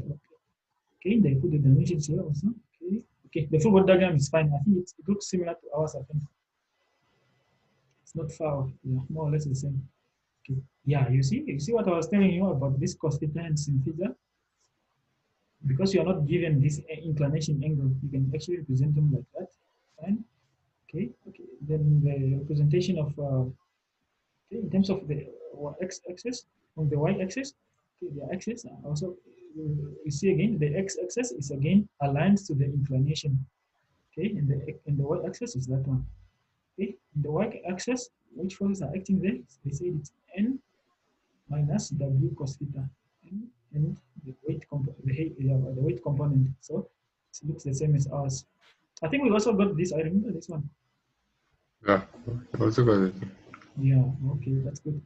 Okay, and then we found the f. Ne? It was 1353. Yeah, I remember you calculating that one. Yeah, so it's the same. Okay, so now we have this force here. Okay, and then we know this force here also. So based on that, what we did for us on our side, we went on to calculate the forces in the x direction, the x along the x-axis. So that will lead us to getting P, because it's also lying in that x direction. If we don't find F first, it means we can still come up with that equation, but we will have both P and F as unknowns. Okay, let's see what they found here. Okay, so the next thing they did, okay, they did the balance of forces in terms of the x-axis. Okay, okay, you see the equation that they represented in terms of x-axis. There is p there is weight component, and then there is f.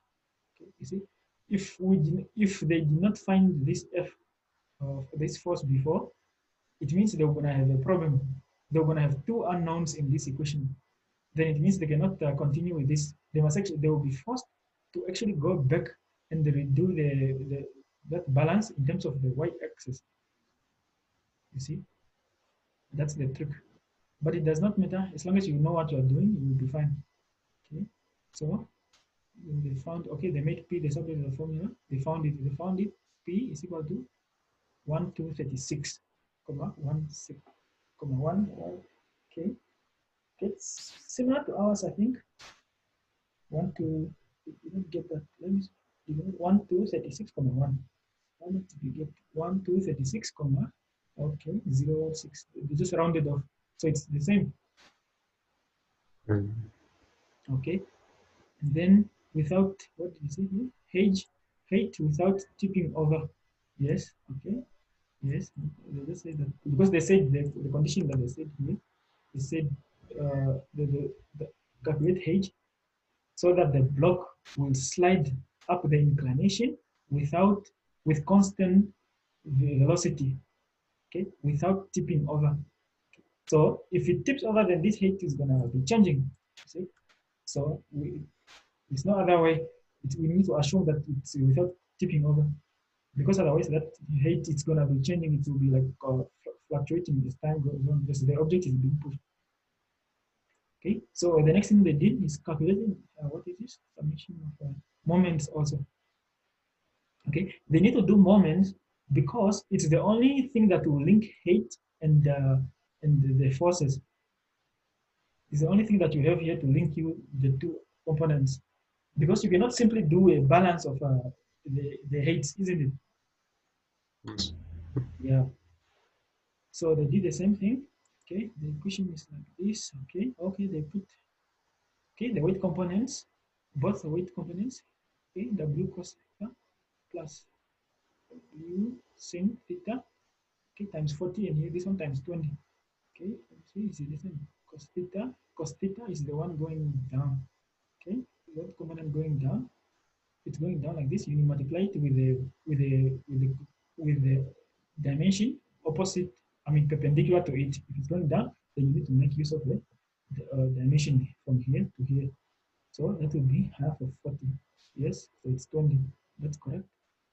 Okay, and then the other one is with the same, multiply it with half of 80, that is 40. Okay, so that should be correct.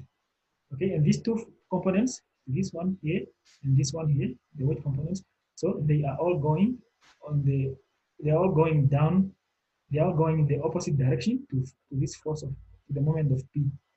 Okay, so that's why they added them up, and then they subtracted P times H, P times H. Yes. Okay. Okay. H. Okay. Now I understand why they say it's H. So basically, they call it H because you do not know where this person is applying that force when pushing. You do not know this force. It can be maybe it's here in the middle. It can be maybe up here like that. So you do not know. So, but remember now, because the other force that you apply those moments when evaluating moments, like weight, it's in the center, the center of gravity, or the centroid in this case. Nonetheless, they are the same here, but it's half of the object on both sides. So that's why you need to multiply with 40 here, with 40 instead of 80, and with 20 instead of 40. But for this force, you just need to multiply P with H straight, because this is the distance from the ground here, or from the inclination to the force where it's applied.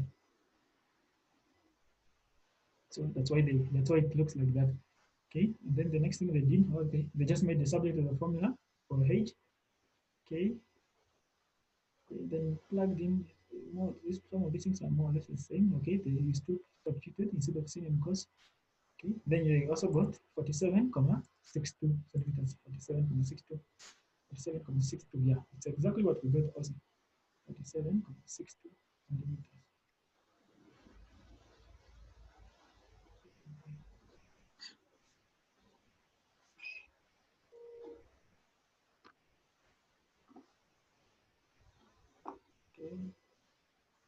Okay.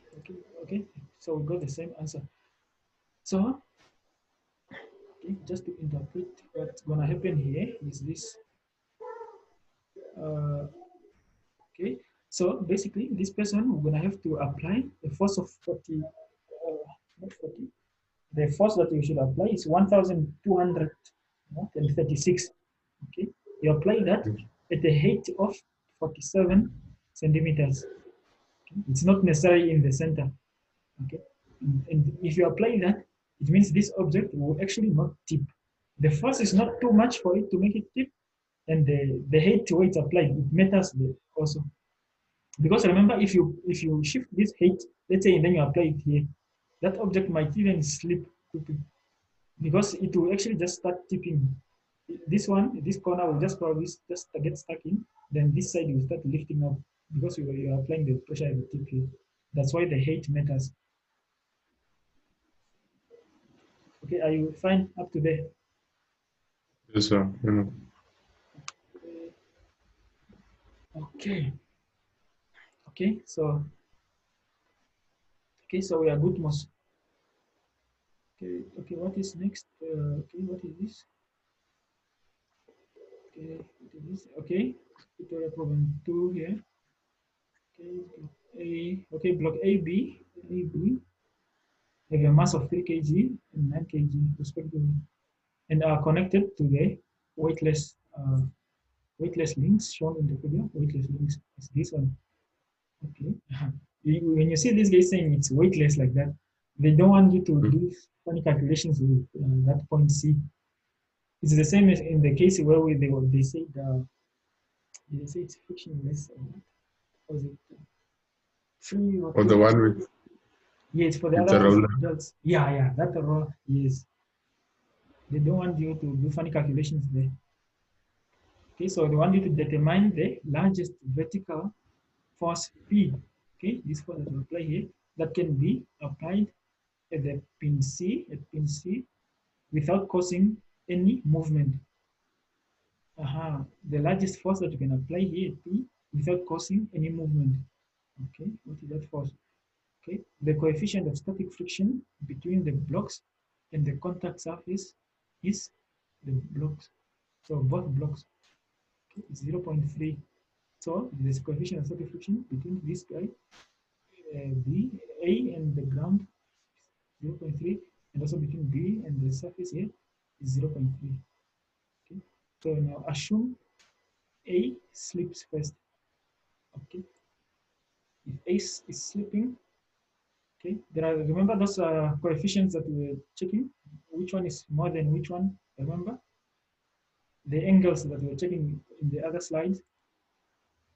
So they will come into play there also. Okay. Okay. So what did they find? Okay. Is this so? This was like a tutorial question. The answer is given P31.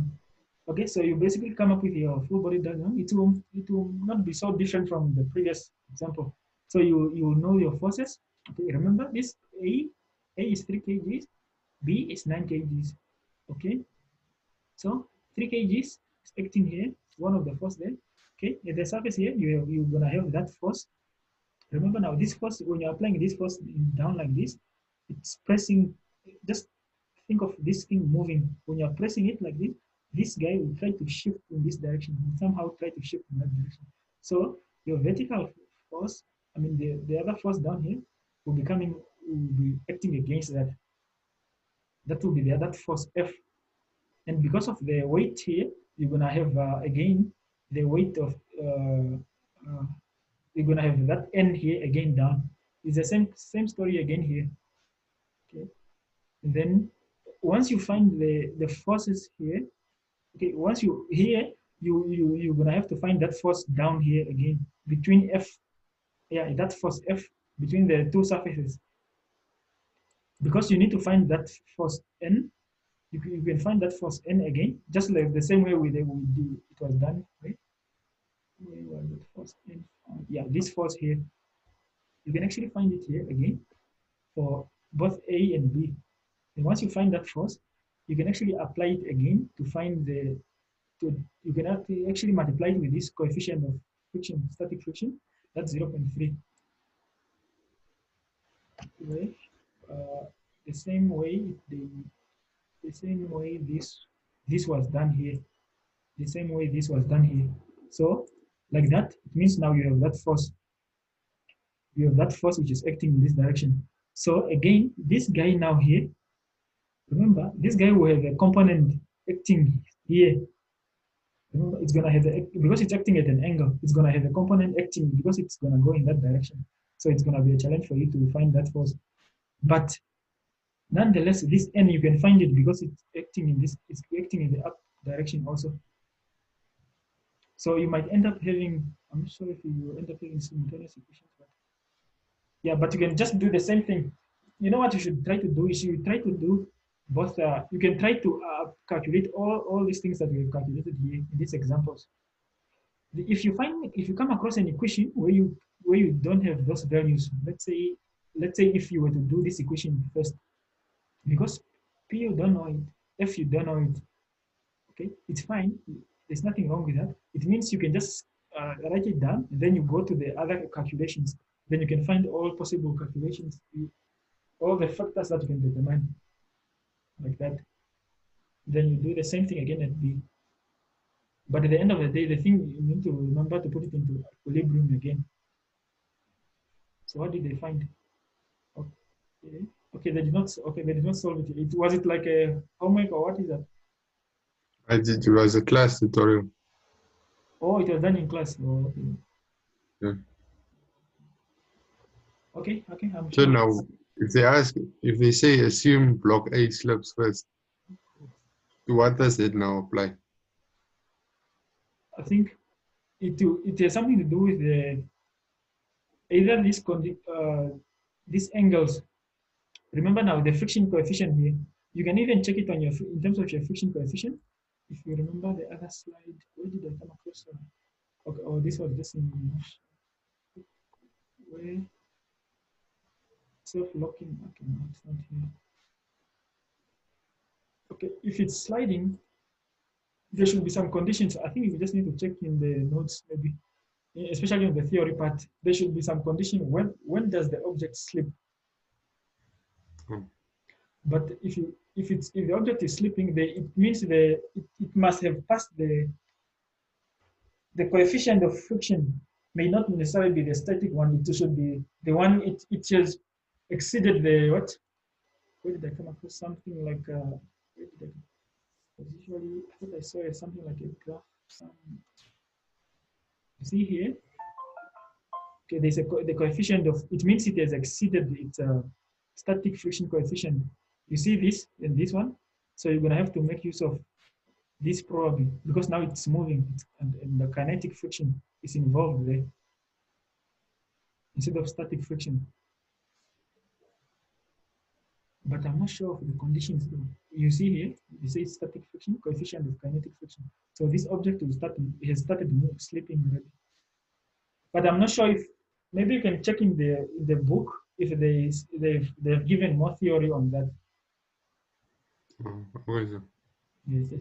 I'm not sure. Maybe in the book they might have some examples also which might be in line with this, where they're talking about slipping and all that. Yes. Okay, even here again. Okay, the block brake is used to stop the wheel from rotating. Okay, when the wheel is subjected to a couple moment. Okay, 360 Newton meter. If the coefficient of static friction between the metal and the block, between this metal and the block, the friction here is 0.6 static friction. Okay, determine the smallest force P. This force here. Okay. Okay, again, there should be some sort of moments here. Okay, this is more of a roller equation.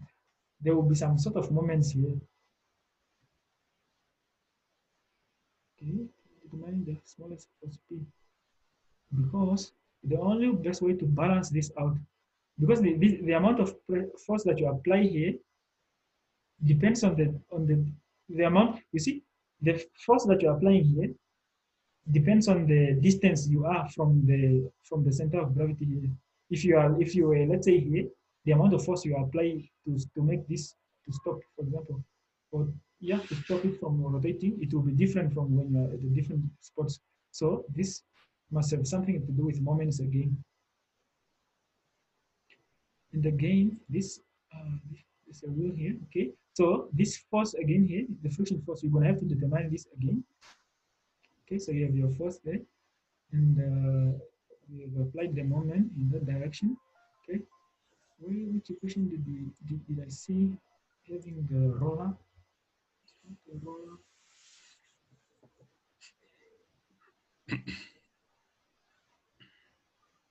But just what it's not necessarily it's not a blade. Yeah. Okay, nonetheless, it's still moments. There should be something about moments here. So again, this thing will have its own weight again, and the weight for this guy also that you should take into account. Yeah, and then you just use your. I think at the end of the day, you're gonna have to use the moments to match. Like this one is already having a distance of 1 here, but the weight, okay, like 0.6 from here to here. Okay, so you're gonna have to use all that. But I think if you do some examples, more examples, if you get those textbooks, if you have a lot of them, then you check on internet and YouTube, you do more examples, you might find something closer, or you get an idea of how to solve some of these problems. Okay, the last one, again, okay, find the value of P, okay, this force here, required to cause the system of the block shown in figure to have impending motion to the left. Okay, so it will have an impending motion to the left. Okay, the coefficient of static friction under the block is okay, this one. Okay. This angle is given. Again, it's not far off. It's just the same.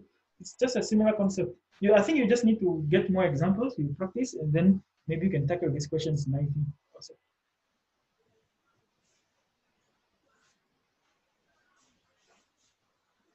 I think this book, which book?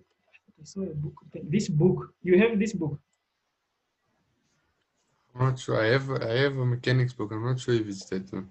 Actually, Okay. Nonetheless, I think it's just about practice because this whole entire mechanics is like math.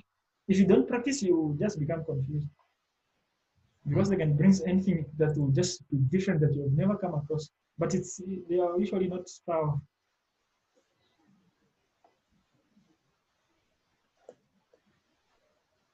Okay, but you think you are? Do you think that has helped you? Maybe. the thing that said it, I understand it now. How do you say? I Oh, understand it better now. okay. Okay, I think Because yeah, because the first part I didn't understand where where the drum was. That part was a bit confusing. where they were. I understand now. Oh, okay. Don't you have some friends maybe that you can study with sometimes? I have, but they live far. Oh, okay. Some are not here. Yeah, Okay.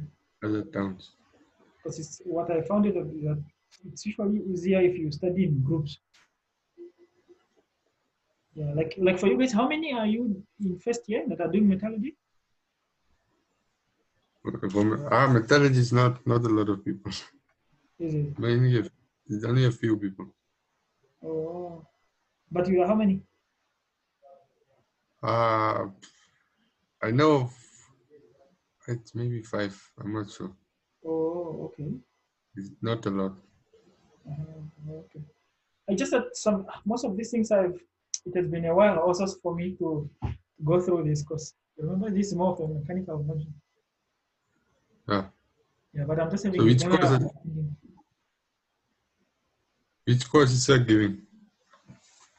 Because I started this semester, I just got here in April. So I found everyone already lecturing.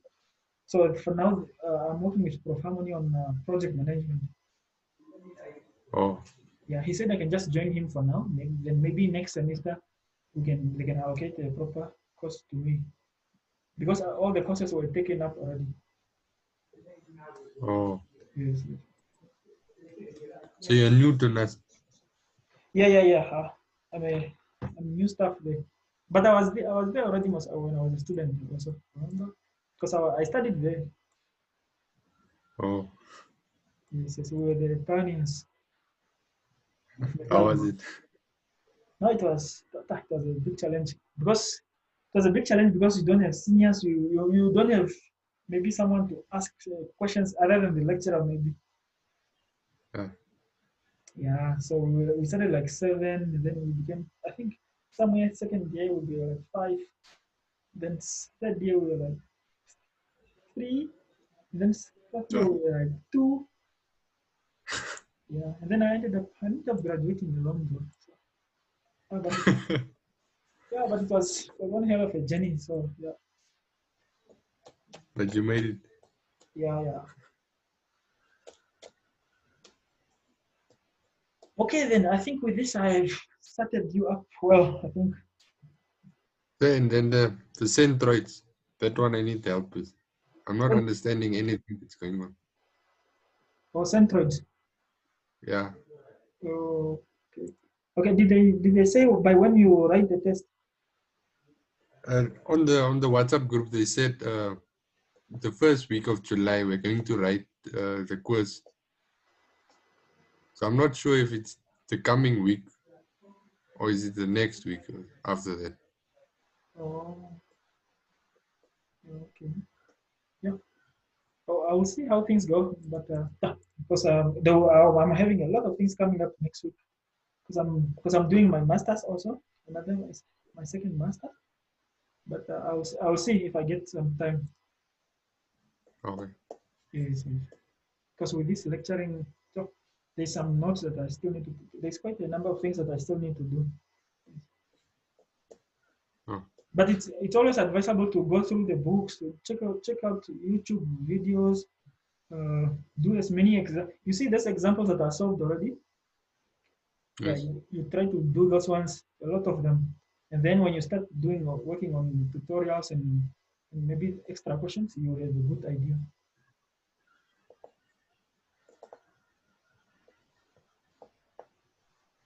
Because with mechanics, there is no easy way out at all. It's just about practice.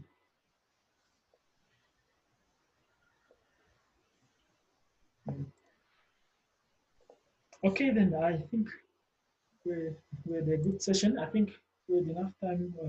I think it's fine. You are good to go, most for now. Yeah, I'm good to go today. Yeah, yeah.